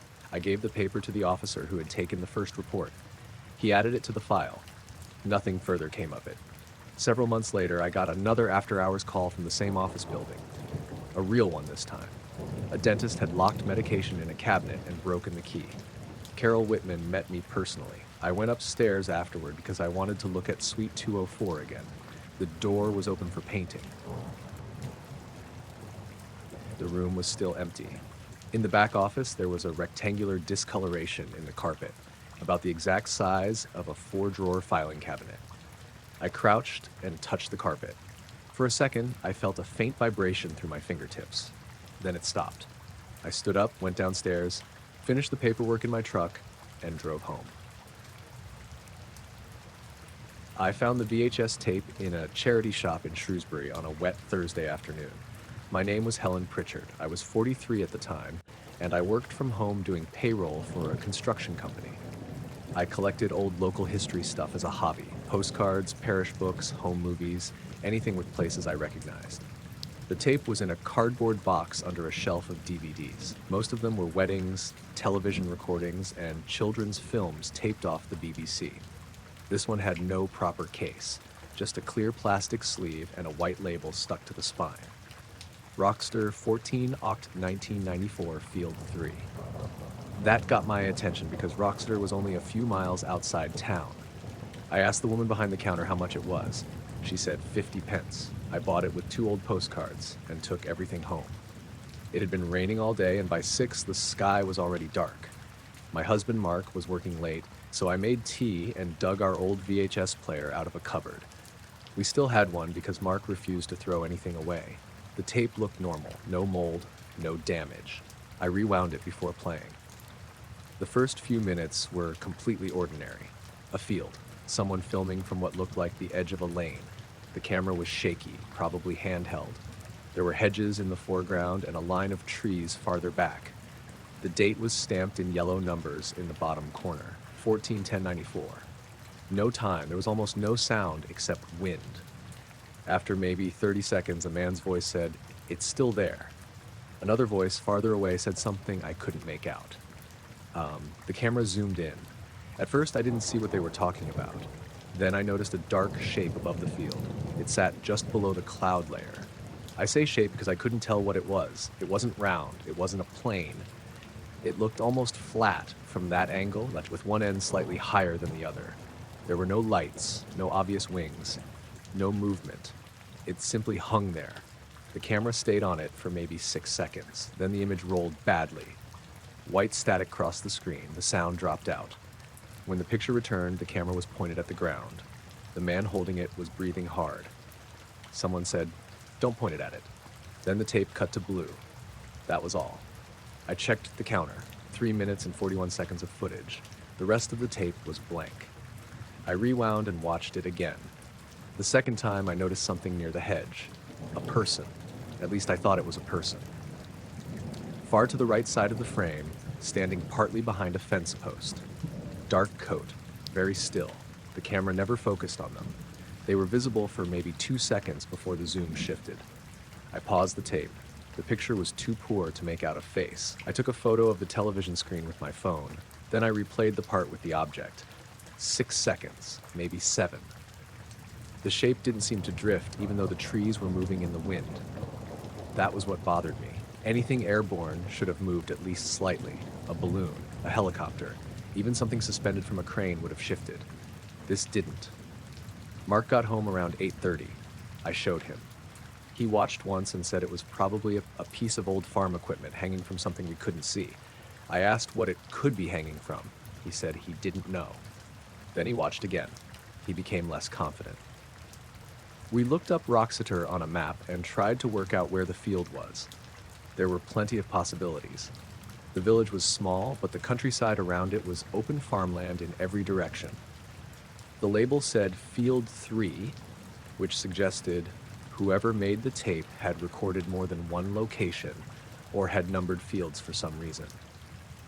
I wondered if other tapes from the same donation were still at the shop. The next morning I went back. The shop opened at 9. I got there around 9:20.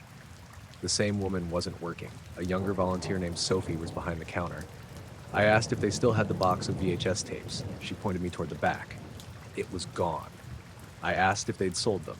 She said someone had taken the whole box that morning. I asked who. She said 2 men.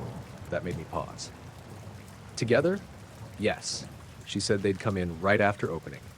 Both were wearing dark suits, one older, one younger. They asked specifically whether any tapes had been donated with local place names written on them. Sophie showed them the box. They bought everything in it. Then one of them asked whether anyone had purchased a tape marked Roxeter. I felt my stomach tighten. I asked what she told them. She said she didn't know because she hadn't been working the day before. Then she checked the handwritten sales notebook and saw my postcards listed together with videotape. No customer name. The older man asked if the shop used loyalty cards. It didn't. Then he asked if there were cameras. There was one over the till. I asked if Sophie had shown them the footage. She said no. She'd told them only the manager could access it. The men left after that. I asked if they said why they wanted the tapes. She said they claimed they were doing archival work for a local government project. That sounded possible until she added that neither gave a council name. I asked if they left a card. No. I went home feeling foolishly nervous.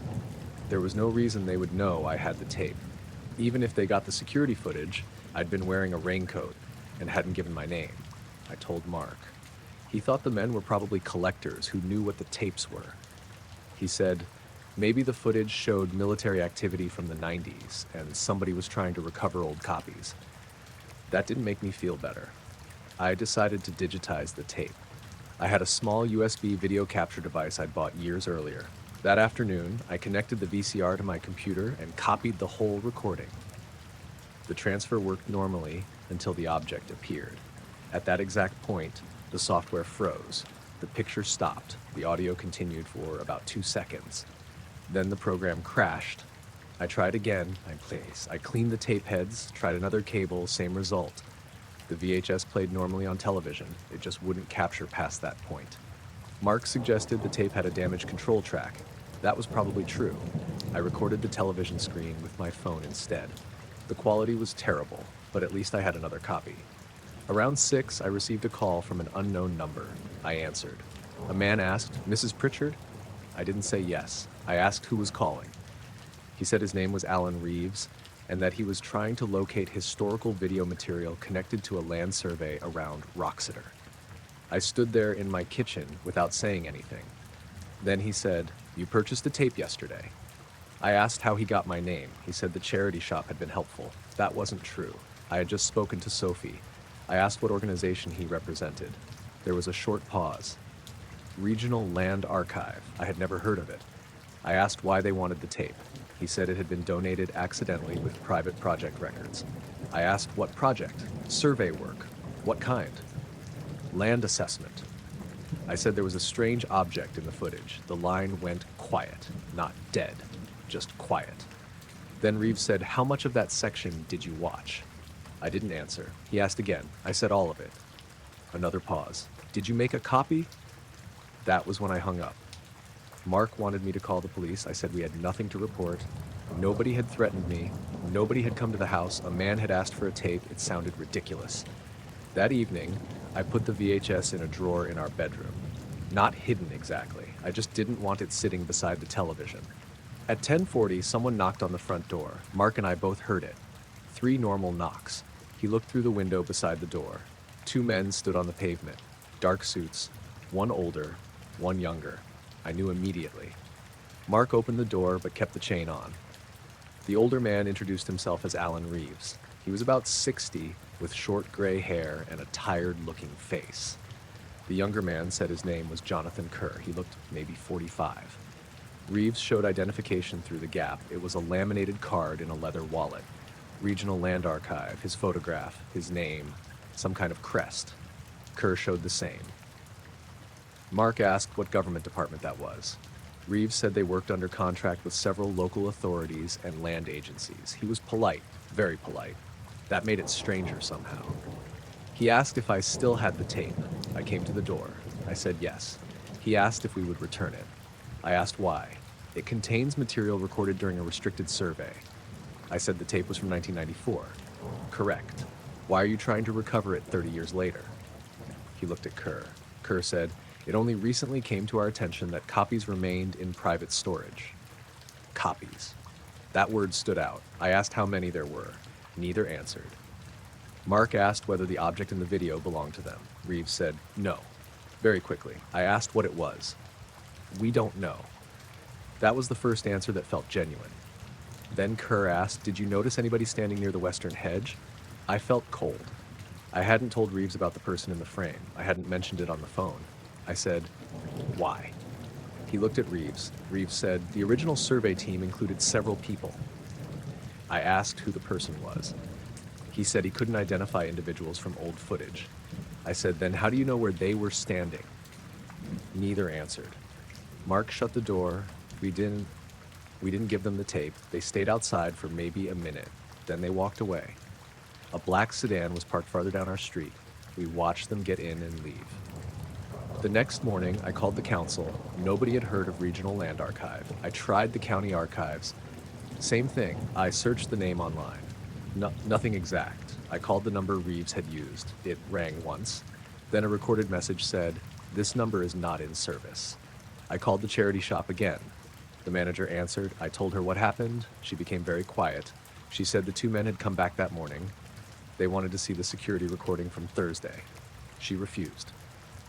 They showed identification and said they were investigating the accidental sale of protected historical material. She still refused. They left. I asked if she had my name anywhere. No. I'd paid cash. No membership card. No receipt with personal information. I asked if the CCTV clearly showed my car. The front camera only covered the counter. I hadn't parked in front anyway. I started feeling genuinely frightened then. Not because the men had threatened me. They hadn't. Because I couldn't work out how they'd found my house. That afternoon, I went through the tape frame by frame. There wasn't much else on it. Fields, trees, a few seconds of a dirt track. Then I noticed a road sign reflected in the side mirror of a parked vehicle. I froze the frame. The letters were blurry, but I could make out part of a place name. Uppington. There was a tiny village called Uppington east of Shrewsbury, near Roxeter.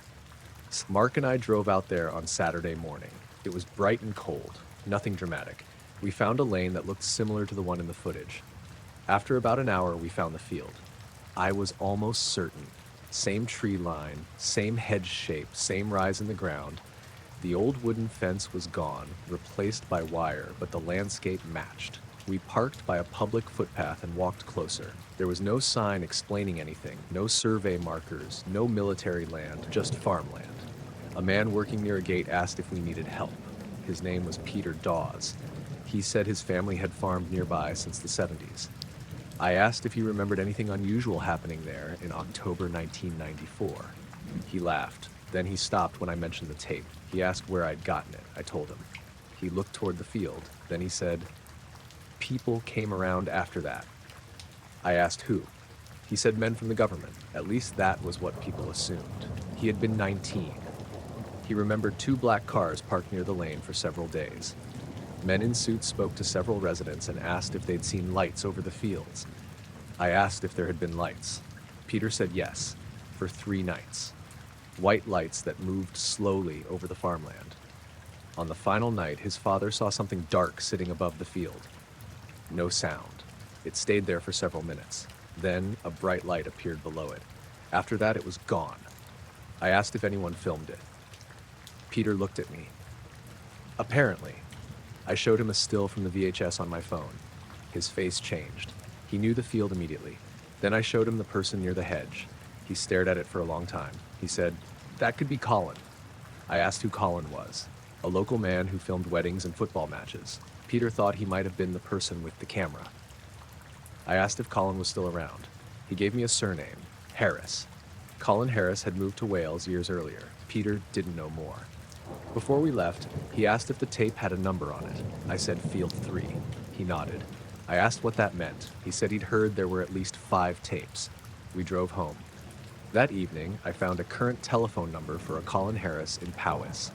I called. An older man answered. I asked if he had lived near Roxeter in 1994. Long silence. Then he asked who I was. I explained the charity shop. He said, "You shouldn't have that." Those were his exact words. I asked if he had recorded it. Another pause. "One of them." I asked what Field 3 meant. He said the tapes were numbered by location, not sequence. I asked who made the others. He refused to say. I described the dark object. He told me not to call it an aircraft. I asked why. Because we never saw it fly. That sentence stuck with me. I asked about the person beside the hedge. He said he didn't remember anyone standing there. I told him 2 men were trying to get the tape back. He became very quiet. Then he asked their names, Reeves and Kerr. He said neither name meant anything to him. I asked if similar men had visited him after the event. He said yes. 2. They came 3 days later. They wanted to know exactly when the camera had stopped recording. Not what he filmed. Not where. The exact second the tape lost picture. I looked at the VHS player. I asked why. He said he never found out. Then he said something else. The cut isn't where I stopped filming. I said I didn't understand. He said the camera continued recording for nearly 12 minutes after the image went bad. When he played the tape afterward, only a few seconds remained. I asked if he still had the original. No. He said 2 men collected it in 1995. I looked at the tape in my hand. I said, "Then what do I have?" He didn't answer. The call ended a few minutes later. That night, the black sedan appeared again. It parked across from our house at 11:15. No lights. Mark called the police this time. By the time a patrol car came, it was gone. We showed the officer Reeves's number and explained the whole story. He took notes, but had nothing concrete to act on. Nobody returned that night. Sunday morning, the tape was still in the bedroom drawer. I checked because I had started doing that without thinking. I decided to copy it another way. I borrowed a different VCR and capture unit from a friend. This time, the digital transfer worked. The strange section copied completely. 6 seconds of the object, then distortion, then something I had never seen during normal playback. 7 extra frames. less than a third of a second. In those frames, the camera angle changed. The object was still above the field, but the person at the hedge was no longer there. Two other figures stood much closer to the camera. Both wore dark clothing. They were facing whoever held it. Then the picture broke into static. I saved the file in 3 places. I didn't tell anyone except Mark. On Monday morning, I went back to the charity shop. The manager told me the men hadn't returned. She had checked older donation records. The box of tapes came from a house clearance in a village outside Shrewsbury. The donor's surname was Harris. She couldn't give me the address. I didn't ask. That afternoon, Reeves called one final time. He didn't mention the shop. He didn't mention police. He simply asked, were there 7 additional frames? I couldn't speak for a second. Then I asked how he knew. He said, please destroy the digital copy. I said no. There was a long pause. Then he said, keep the tape. I had expected another demand. Instead, he said, we no longer need it. I asked why. He replied, because now we know which copy it is. The line disconnected. The black sedan never came back. Neither man visited again. I kept the VHS in a locked box in my study. The digital files stayed on 2 drives and an old laptop. Months later, I checked the recording again. The 7 extra frames were still there. In the last one, just before the image failed, the nearer of the 2 dark figures had one hand raised toward the camera. Behind him, above the field, the dark object was gone. I called the newspaper because I figured somebody else had to have seen the lights. My name was Rebecca Sloan. I was 41 at the time, and I lived outside La Crosse, Wisconsin, in a subdivision that backed up against cornfields and low-wooded hills. I worked from home doing billing for a dental supply company, so most evenings were pretty routine. This happened in early April. It had rained all afternoon, then cleared around sunset. The air was cold and damp, and there were patches of fog collecting in the fields behind the houses. My husband, Eric, was working a late shift at the hospital, so it was just me and our daughter, Paige, who was 13. I started making dinner around 6:30. Nothing special. Chicken breasts in a cast iron pan, potatoes in the oven, frozen green beans. I remember the meal because it became important later for reasons I still don't understand. Around 7, the kitchen started filling with smoke. Not bad smoke. The chicken had stuck to the pan and I had the burner too high. I opened the back door and switched on the exhaust fan. The smoke detector chirped once but didn't go off. I stepped onto the patio because the house smelled like burned oil. That was when I saw the first light. It was above the wooded ridge beyond the cornfield. White, very bright, too low to be a star. At first I thought it was an airplane coming toward me. We had commercial traffic passing high overhead all the time, and there was a small airport several miles south. I watched it for maybe 20 seconds. It didn't move. Then another light appeared to the left. Same brightness. No blinking. I called Paige. She came out with her phone. I pointed. She saw both. Then a third light appeared below them. This one was dimmer and more yellow. The 3 formed a rough triangle. I said, probably drones. Paige started recording. The video wasn't useful. The phone kept trying to focus, so the lights became little blurry circles. Still, we both watched them. The 2 white lights stayed almost perfectly still. The yellow one moved slowly downward. I mean straight down. No curve, no drifting. It dropped until it was just above the tree line. Then it stopped. That's when I heard the sound. A low buzzing. Very faint. It reminded me of standing near a large electrical transformer. I asked Paige if she heard it. She did. Then our kitchen lights dimmed, not off. They just became noticeably weaker for maybe 2 seconds. The exhaust fans slowed. Then everything returned to normal. The yellow light disappeared. The white ones stayed. Paige asked if we should call someone. I said no. I didn't know who we would call. Then one of the white lights moved sideways toward the other. They came close together, almost touching from where we stood. After that, both went out. No streak. No acceleration. Just gone. I checked the time on my phone, 7:14. The whole thing probably lasted 5 minutes. Paige wanted to keep looking. I made her come inside because dinner was getting cold. While we ate, she kept replaying the video. There wasn't much to see. I texted Eric and told him we had seen weird lights over the ridge. He sent back a joke about aliens and asked if I burned dinner again. I didn't think much more about it until around 9. That's when I noticed a post in a local neighborhood group. A man about a mile east had seen 3 silent lights over the same ridge. Another woman commented that her television had lost signal around 7:10. Someone else said their dogs started barking for no reason. I added a short comment that Paige and I had seen them too. That was all. The next morning, a reporter from the local paper contacted me. Her name was Dana Whitcomb. She was doing a short piece because several residents had called the newsroom. We spoke for maybe 15 minutes. She asked where I was standing, what time I saw the lights, how many, what colors, whether they moved, whether I heard aircraft. I told her everything. I mentioned the buzzing. I mentioned the lights dimming in the kitchen.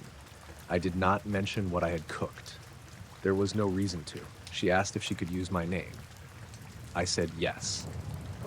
The article went online that afternoon. It was short and cautious. Several residents reported unusual lights over the western ridge.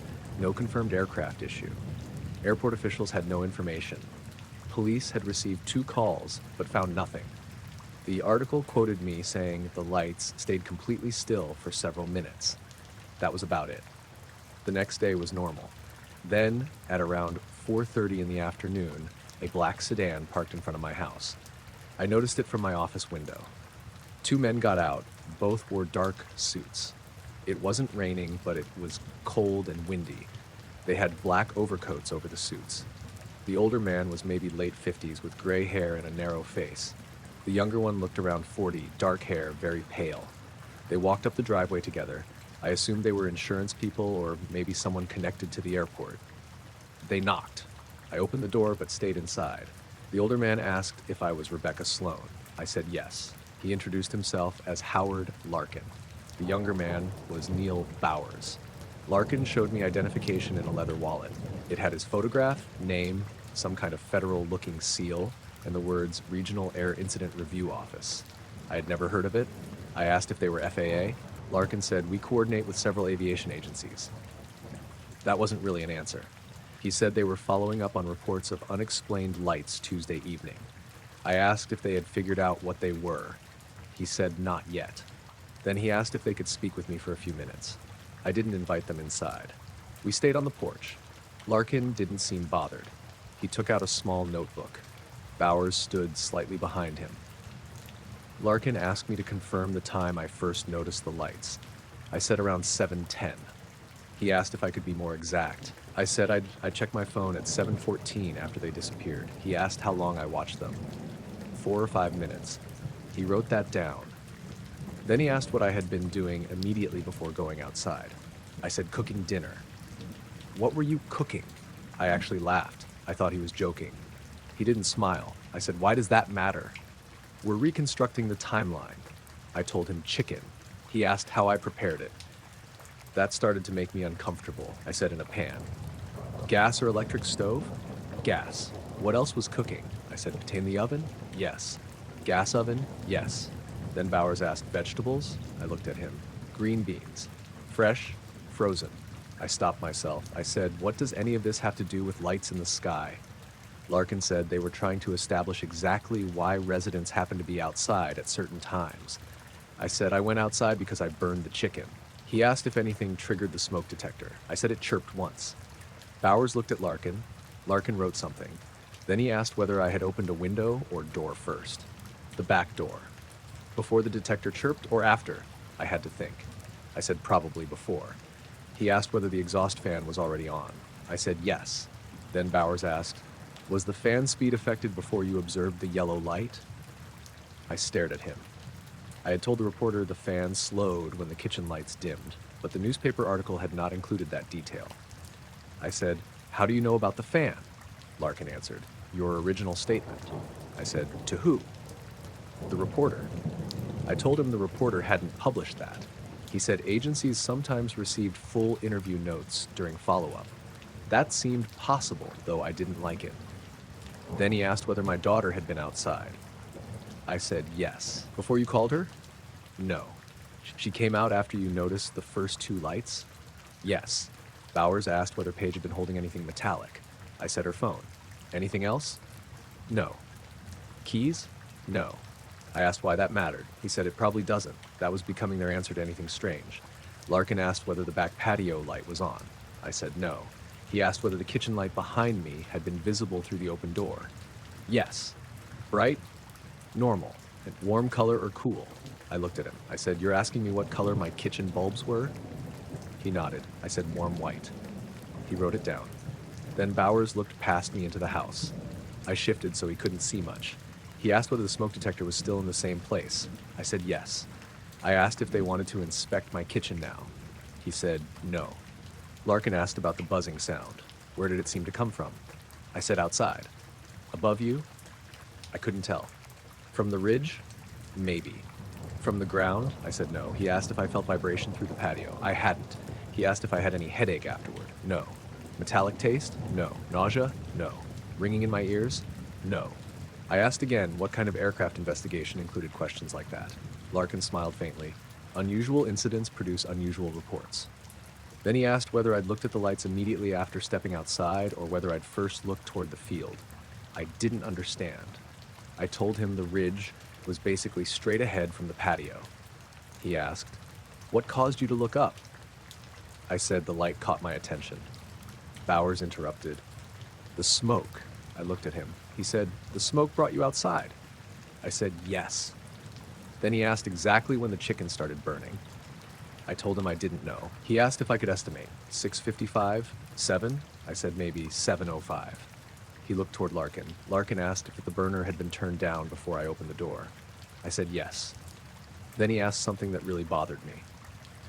"Did the pan become unusually hot?" I said, "It's a cast iron pan. It gets hot. Hotter than normal? I don't know." Bowers said, "Did the handle feel warmer than expected?" I had grabbed the handle with an oven mitt. I told him that. He asked which hand. That was when I stopped answering. I said, "I'm done with this unless you explain why dinner matters." Neither man spoke for a moment. Then Larkin closed his notebook. "We're establishing environmental conditions." I said that was meaningless. He didn't argue. I asked if other witnesses had been questioned this way. He said yes. I asked if they'd asked everybody what they cooked. No. Then why me? He looked toward the backyard. Because of the house position, you could see the ridge from the porch if you leaned slightly to the side. He asked if I had noticed any light inside the kitchen before going outside. I said no. Reflection in the window? No. Unusual brightness from the stove flame? No. Bowers asked if the flame changed color. I thought about it. For 1 second, I remembered something. The burner under the pan had looked oddly yellow when I turned it down. Gas flames were usually blue.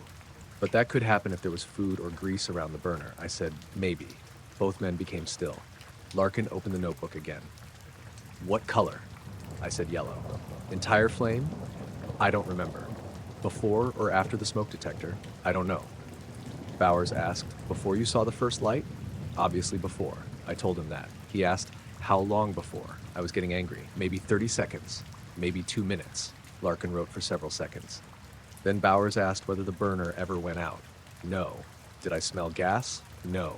Did the oven clock reset? I hadn't checked. Microwave clock? No. He asked whether any of the food tasted unusual. I actually stepped back. I said, "You need to leave." Larkin immediately nodded. "Of course." He tore a page from the back of his notebook and wrote a phone number on it. He handed it to me. No business card, just the number. I asked for their agency address. He said the number would reach their office. I asked if I could photograph their IDs. No. I said I planned to call the newspaper and ask whether they'd given my interview notes to anyone. That seemed to interest them. Bowers asked, "You haven't already?" No. Larkin looked at him. Then they turned to leave. At the bottom of the porch steps, Bowers stopped. He looked back at me. He said, "The smoke from the pan brought you outside at approximately 7:09. I said nothing. Then he looked toward the ridge. "That explains why you looked up when you did." Larkin said his name quietly. Bowers turned away. They walked to the sedan. I stood in the doorway watching them.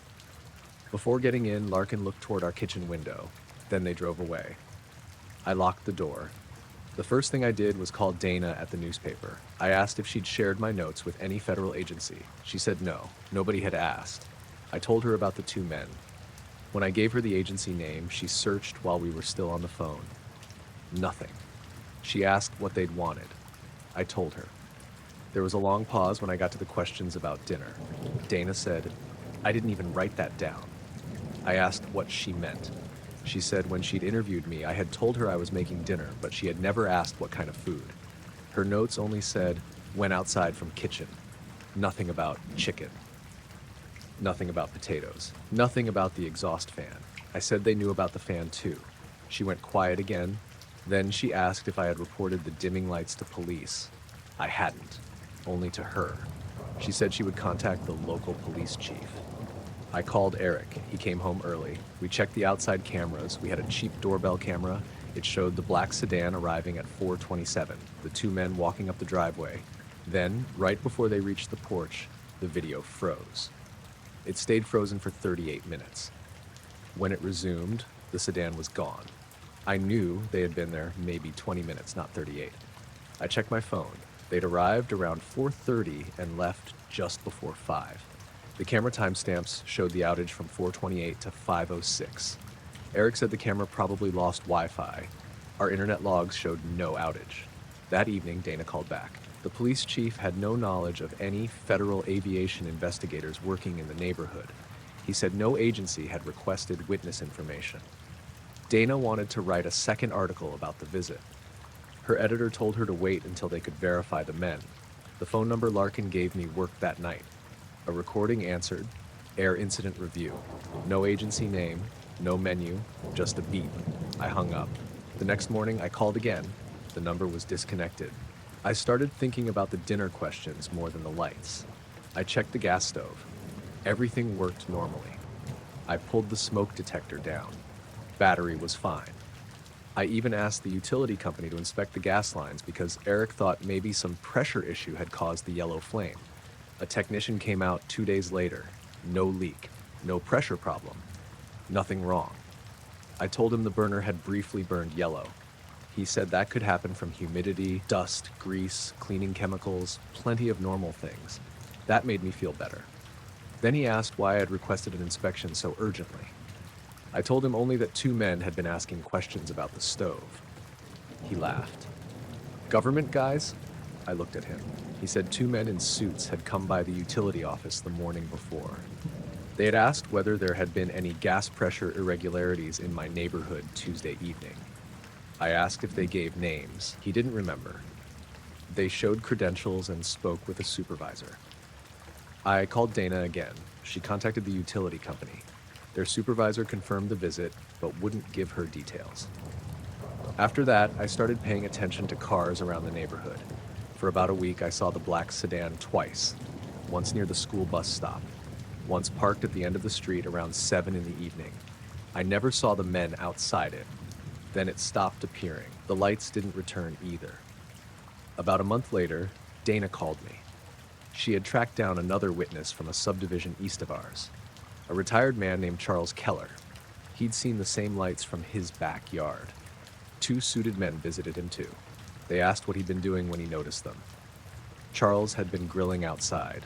They asked whether his propane flame changed color. I drove to the newspaper office and met Dana in person. She showed me her notes. Charles saw the lights at 7-Eleven. He had gone outside because his grill suddenly produced a large yellow flame. Another witness had stepped outside because a porch bulb flickered. Another because her microwave beeped even though nobody touched it. All within about 3 minutes. I asked Dana what she thought it meant. She said she had no idea. Her editor eventually ran a small follow-up about residents being contacted by unidentified investigators. The article didn't mention dinner or flames. A week after it ran, somebody mailed me an envelope, no return address. Inside was a photocopy of a simple street map of our neighborhood. 6 houses had been circled. Mine was 1. Beside each circle was a time.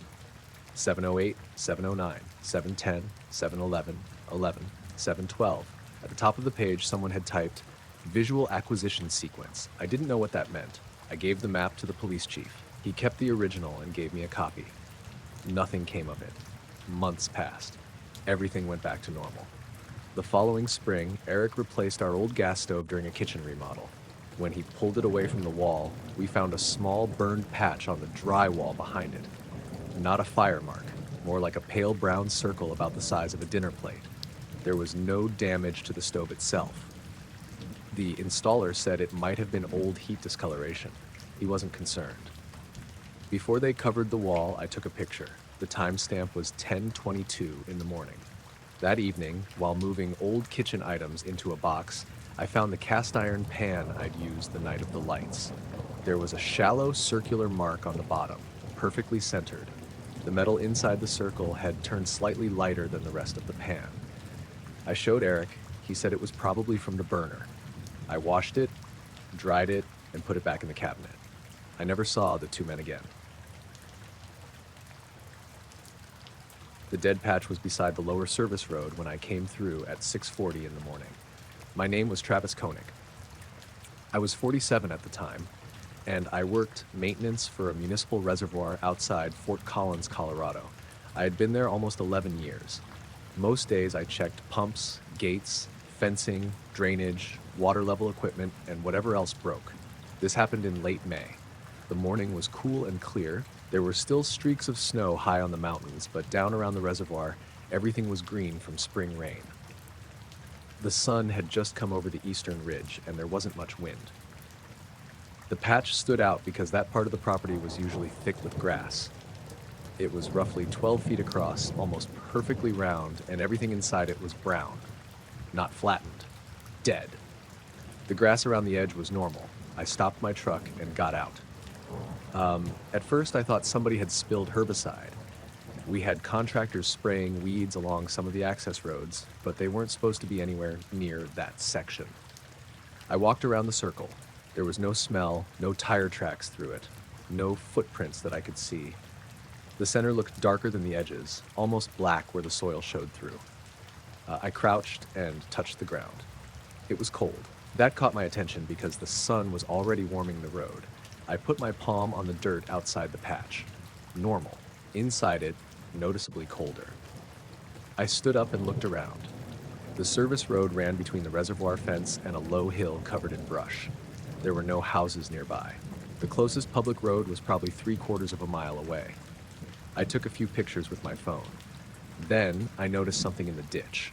3 small pieces of grass had been bent in the same direction, pointing toward the patch. That sounds like nothing, and it probably was nothing, but there had been almost no wind overnight. I knew because I had checked the weather log before leaving the operations building. The reservoir had automated weather equipment. Temperature, wind, rainfall, pressure, everything. The overnight record was calm. No rain, no lightning, no significant wind. I called my supervisor, Frank Daly. I told him there was a dead patch beside Road C and asked if any spraying had been scheduled. He said no. He thought maybe somebody dumped something. I asked if he wanted me to rope it off. He said just photograph it and avoid touching it until he got there. I marked the location in my work tablet and continued my rounds. About 20 minutes later, I found something else. One of the wildlife cameras near the western fence had stopped recording at 11:18 the previous night. The camera itself worked, battery was fine, memory card was fine. It simply had no images between 11:18 p.m. and 4:52 a.m. Normally it took dozens overnight because deer use that area. I swapped the card and made a note. Then, near the spillway, I found 3 dead fish on the bank. That wasn't alarming by itself. Fish died. Birds dropped them. The strange part was that all 3 were lying in a straight line about 4 feet apart. Same species. Same size, more or less. None looked eaten. I photographed those too. By 7:30, I had started feeling like I was noticing things because of the grass. You work outside long enough and you can connect random stuff if you're looking for it. I went back toward the maintenance building. On the way, the truck radio gave a burst of static. Then a low tone came through. Not speech, just a steady humming sound for maybe 5 seconds. I tapped the radio. The tone stopped. I called operations. Our dispatcher, Marcy, answered normally. I asked if anyone had been transmitting. She said no. I told her about the tone. She laughed and said the old radios were garbage. She wasn't wrong. Frank arrived around 8. I showed him the pictures. We drove back to the dead patch together. It looked exactly the same, the light guys. Frank walked around it and said it was probably chemical damage. I asked what kind of chemical made soil cold. He told me to stop being dramatic. Then he touched it himself. His expression changed.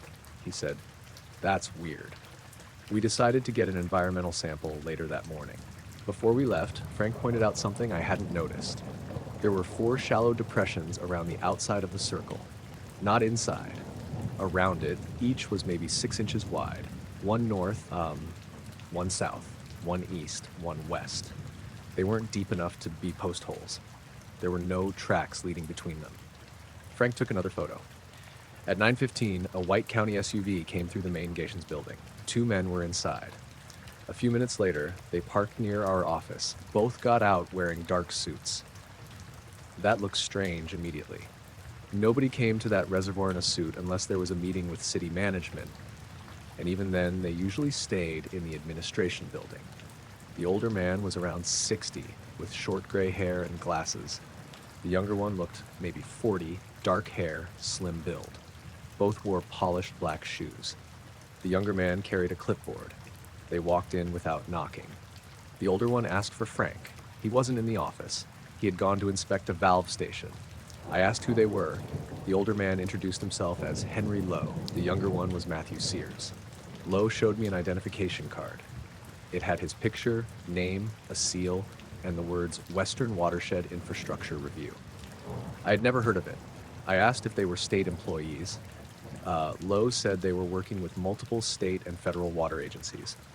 That sounded official enough. I asked what they needed. He said they'd received notification of possible storm damage on reservoir property. I said we hadn't had storm damage. Sears looked up from his clipboard. Lowe said, near the lower service road. I stared at him. I hadn't reported the dead patch outside our internal system. Frank hadn't called anybody while I was with him. I asked who notified them. Lowe said, your operations office. I told him I was standing in the operations office and nobody had called them. He smiled slightly. Then perhaps it came through city administration. Possible, but fast. I called Frank on the radio. I told him 2 inspectors were there. He asked what inspectors. I gave him the office name. There was a pause. He said, never heard of it. Lowe stood there listening to my side of the conversation. When I finished, he asked if I could show them the affected area. I said Frank was coming back. Lowe said that was fine. They waited about 10 minutes. Neither sat down. Sears looked at the wall map. He wasn't casually reading it, like he seemed to be following the service roads with his eyes.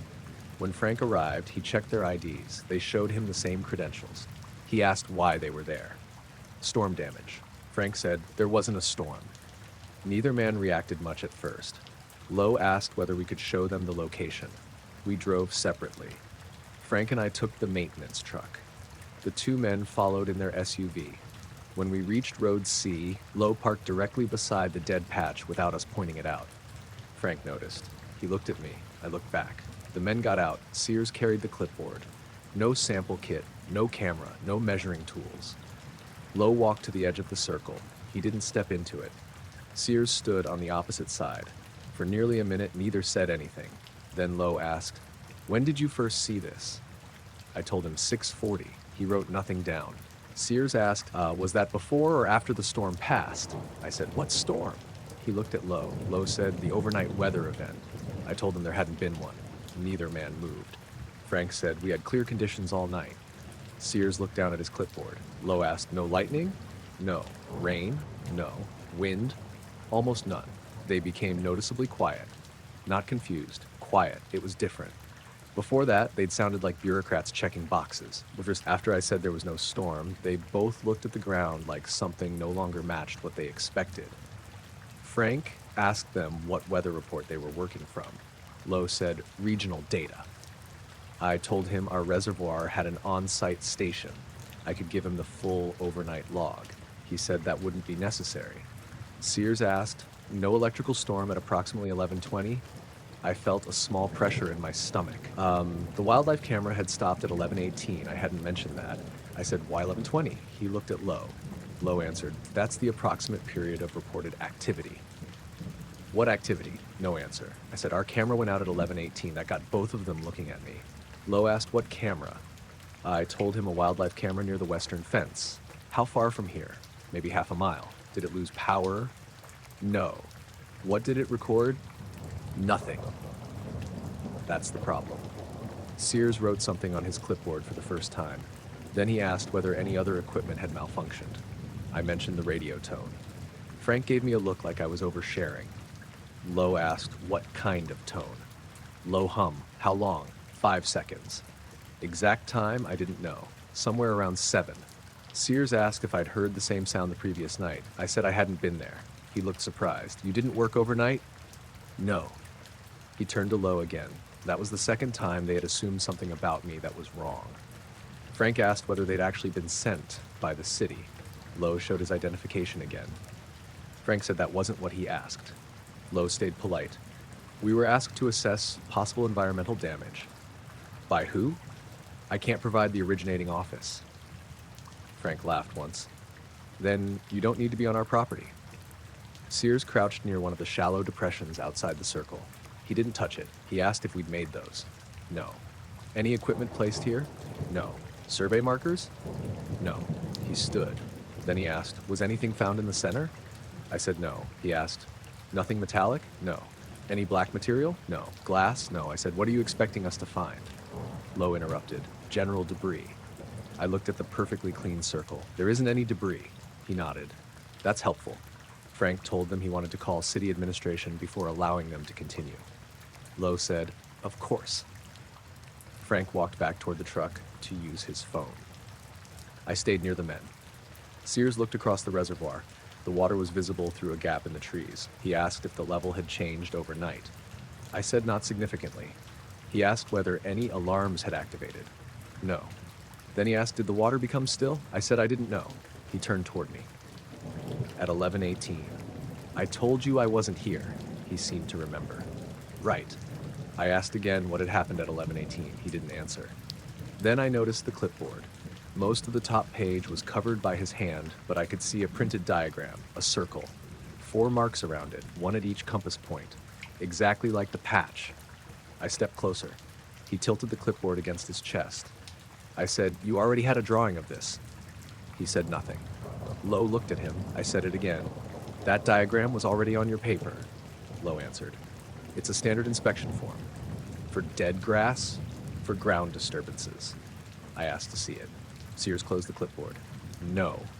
That was the first flat refusal either of them gave. Frank returned. He looked irritated. He said city administration had no record of their office and no knowledge of a visit. Lowe didn't seem surprised. He said the request may have come from a federal partner. Frank said, then give me a number. Lowe handed him a business card. Plain white. Western Watershed Infrastructure Review. A phone number. No address. Frank called it immediately. A woman answered. He put the phone on speaker. He asked to verify Henry Lowe and Matthew Sears. The woman asked for an authorization number. Lowe recited 6 digits. The woman said both men were assigned to a field assessment and disconnected. Frank stared at the phone. He didn't look satisfied. He asked Lowe what agency the woman worked for. Lowe said the same office. Frank said he still wanted them gone until someone from the city verified the visit. Lowe nodded. No argument. Before leaving, Sears looked at the dead patch one more time. Then he asked me, did any birds land here this morning? I said I hadn't seen any. Animals? He nodded. Then he said, don't put water on it. I asked why. He looked at Lowe. Lowe said, it could affect chemical sampling. I told him we were planning to sample it ourselves. He said, that would be reasonable.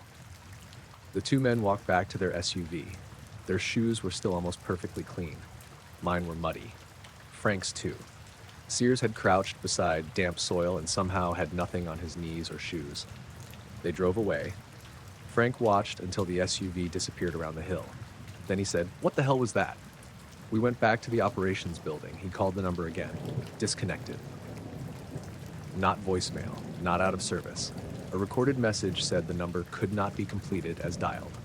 We tried from the office phone. Same thing. Frank called city utilities. Nobody had heard of Western Watershed Infrastructure Review.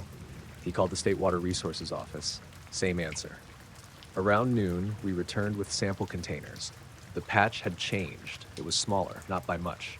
Maybe a foot less across. The brown grass around the outer edge had started standing back up, except dead grass doesn't normally stand back up green. Frank crouched and pulled one blade. The top was brown. Near the root, it was green. We took soil samples from the center and edge. The center was still colder. One of our handheld thermometers showed a difference of 9 degrees. We bagged everything and sent the samples to a city lab. That afternoon, I checked the wildlife camera card. There was one image immediately before the gap, 11A7. It showed deer near the fence. Nothing strange. The next image was 452. Empty ground. Then I noticed something at the far left edge of the 1118 photo. A pale vertical line. Very faint. It looked like light between tree trunks. I zoomed in. There were actually 2 lines. Parallel. Maybe 6 feet apart. Could have been reflection from the infrared flash. Except the camera only used infrared after taking an image, not before. I showed Frank. He told me to save copies. The following morning, the dead patch was about 8 feet across. The day after that, 6. By Friday, only the center remained brown. The soil temperature had returned to normal. The lab results came back the next week. No herbicide, no petroleum, no unusual salt concentration, nothing obvious that explained the damage. One note said the sample from the center had unusually low biological activity compared with surrounding soil. Frank asked the lab what that meant. The technician said probably sampling variation. For about 2 weeks, nothing else happened. Then I saw the black sedan, not an SUV. A black 4-door car parked near the public overlook after closing time. It was around 8:30 and still light out. I was checking a gate before leaving. 2 men stood beside it, Lowe and Sears. They weren't on reservoir property, technically. The overlook was public roadside. I drove past slowly. Lowe looked at me. Sears didn't. He was watching the water. I turned around at the next junction. By the time I came back, the car was gone. The next morning, another patch of dead grass appeared. This one was near the western fence. Smaller, maybe 4 feet across, right below the wildlife camera. There were no shallow depressions around it, no cold soil, but the camera had another gap, 36 minutes missing. From 211 to 247, no power failure, no corrupted files, nothing. Frank reported everything to city management. A month later, 2 actual state environmental inspectors came out. They arrived in a marked vehicle, work boots, safety vests, sample coolers, digital meters. They spent nearly 4 hours at the site. Neither had heard of Lowe, Sears, or their office. One of them asked if I still had the business card. Frank did.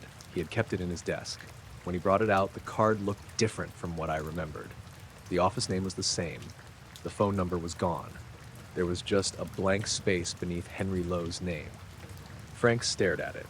He said he was certain the number had been printed there. So was I. The state inspector photographed the card. He gave it back. Nothing further came of it. By midsummer, grass had grown over both patches. You couldn't see where either one had been. The wildlife cameras stopped losing time. The radio never made the humming tone again. I stayed at the reservoir another 4 years. I never saw Lowe or Sears up close after that. Once, the following spring, I noticed 2 men in dark suits standing on the far side of the water near a locked service gate. They were too far away to identify. A black sedan sat on the road behind them. I checked the weather log when I got back to the office. Clear night, no rain, no wind, no storm. I finished my shift, locked the equipment shed, drove home, and didn't go back until the next morning. I heard the sound over the house at 11:40 on a Thursday night. My name was Simon Arkwright. I was 47 at the time, and I lived in a semi-detached house on the edge of Worcester with my wife, Julie. Our back garden wasn't large, maybe 60 feet from the patio to the fence, with a lawn, a shed, and a vegetable patch. I'd spent too much money trying to make productive. It had been a warm day in June, but the temperature dropped after dark. There was almost no wind. Julie had gone to bed early. I was downstairs watching television when I heard what sounded like something large passing over the roof. It wasn't an aircraft engine. There was no steady roar. It was more like one deep rushing noise that grew very quickly, shook the windows for maybe 2 seconds, then stopped. I actually ducked. That was how sudden it was. The television picture broke up at the same time. Not off completely, just blocks of color and static. Then it returned. I stood there listening. Nothing. A car went past on the road out front. Somebody's dog barked twice. Then everything seemed normal. I went into the kitchen and looked through the back door. The garden was dark. Our motion light hadn't come on. I opened the door. There was a smell outside. Very faint. Hot stone, maybe. or metal after somebody had been grinding it. I walked onto the patio. I looked up, clear sky. I could see a few stars between the light pollution. No aircraft lights, no smoke, nothing. I almost went back inside. Then I heard a soft cracking sound from the lawn. I shined my phone torch over it.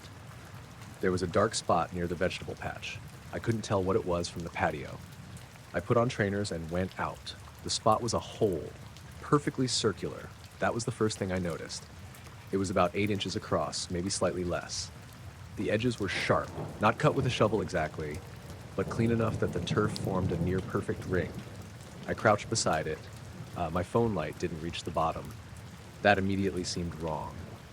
Our garden soil was maybe a foot deep before you hit heavy clay and bits of old building rubble. I knew because I dug fence posts. I found a bamboo cane beside the beans and pushed it into the hole. It kept going. 3 feet. 4.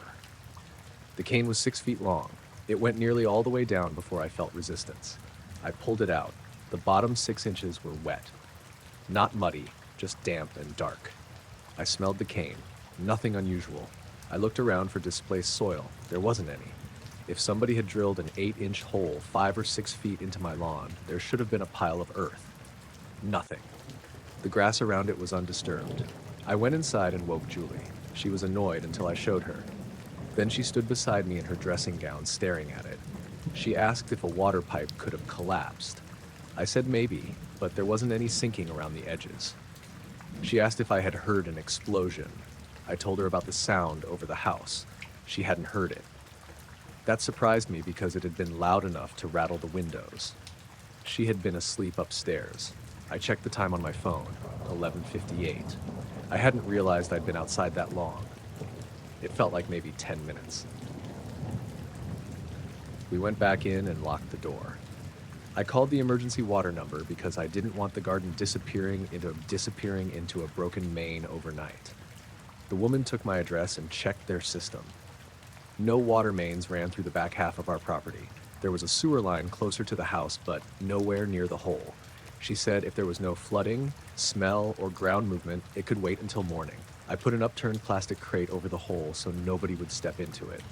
We went to bed. I didn't sleep much. At 2:15, I woke because the bedroom window was vibrating. Not shaking hard, just a faint buzzing through the glass. I sat up. Julie stayed asleep. The vibration lasted maybe 10 seconds, then stopped. I checked outside. Nothing. The crate over the hole was still visible in the light from the kitchen window. The next morning, I went out around 7. The crate had moved. Not far. Maybe 2 feet. It was sitting upright beside the hole. I assumed a fox had knocked it. Then I noticed there were no paw prints in the soft soil around the vegetable patch. The hole looked exactly the same. I pushed the bamboo cane down again. This time it stopped at about 4 feet. I tried another angle. Same. The depth had changed overnight. I thought maybe soil had collapsed inside. Still, there was no loose material at the top. I took photographs. Then I measured the opening. 7 3/4 inches. Nearly perfect circle. Julie said I should call the council because maybe there was old drainage or mining beneath the property. Worcester wasn't exactly famous for mine shafts, but strange old infrastructure existed everywhere. I called the council switchboard around 9. I explained there was a deep circular hole in the lawn, and I was worried about ground collapse. The woman transferred me twice. Eventually, a man took my address and said somebody from Environmental Services or Highways might contact me. I gave my mobile number. That was it. At 10:37, a black car pulled up outside. I saw it from my upstairs office. It was a large saloon, older than most of the cars on our street, but very clean. 2 men got out. Both wore black suits, not council work clothes. No high-visibility jackets, no boots. The older one was perhaps 55, with gray hair and a thin face. The other looked around 40, dark-haired, slightly taller. They walked up the path and knocked. I went downstairs. The older man introduced himself as David Ferris. The younger one was Malcolm Price. Ferris said they were from the council's ground infrastructure department. I had never heard of that. He showed me identification. It had the council logo, his photograph, name, and a department title in small print. It looked completely normal. Price showed one too. I asked how they'd got there so quickly. Ferris smiled. We were already nearby. That seemed possible. I showed them through the house to the garden. Neither commented on the fact they were walking across wet grass in polished dress shoes. Ferris stopped about 6 feet from the hole. Price walked closer. Neither measured it. No ruler, no probe, no camera. Ferris carried a thin black folder, but he never opened it. I pointed out the circle. I told them I'd measured it at just under 8 inches. Ferris nodded. He asked when I first saw it. I said around midnight. Before or after the sound? I looked at him. What sound? He paused. Then he said, you mentioned hearing something. I hadn't told the councilwoman about the overhead noise. At least I didn't remember telling her. I asked how he knew. Ferris said it was in the call notes. I told him I was pretty sure I had only reported the hole. He gave a small shrug. Perhaps you mentioned it. Price crouched beside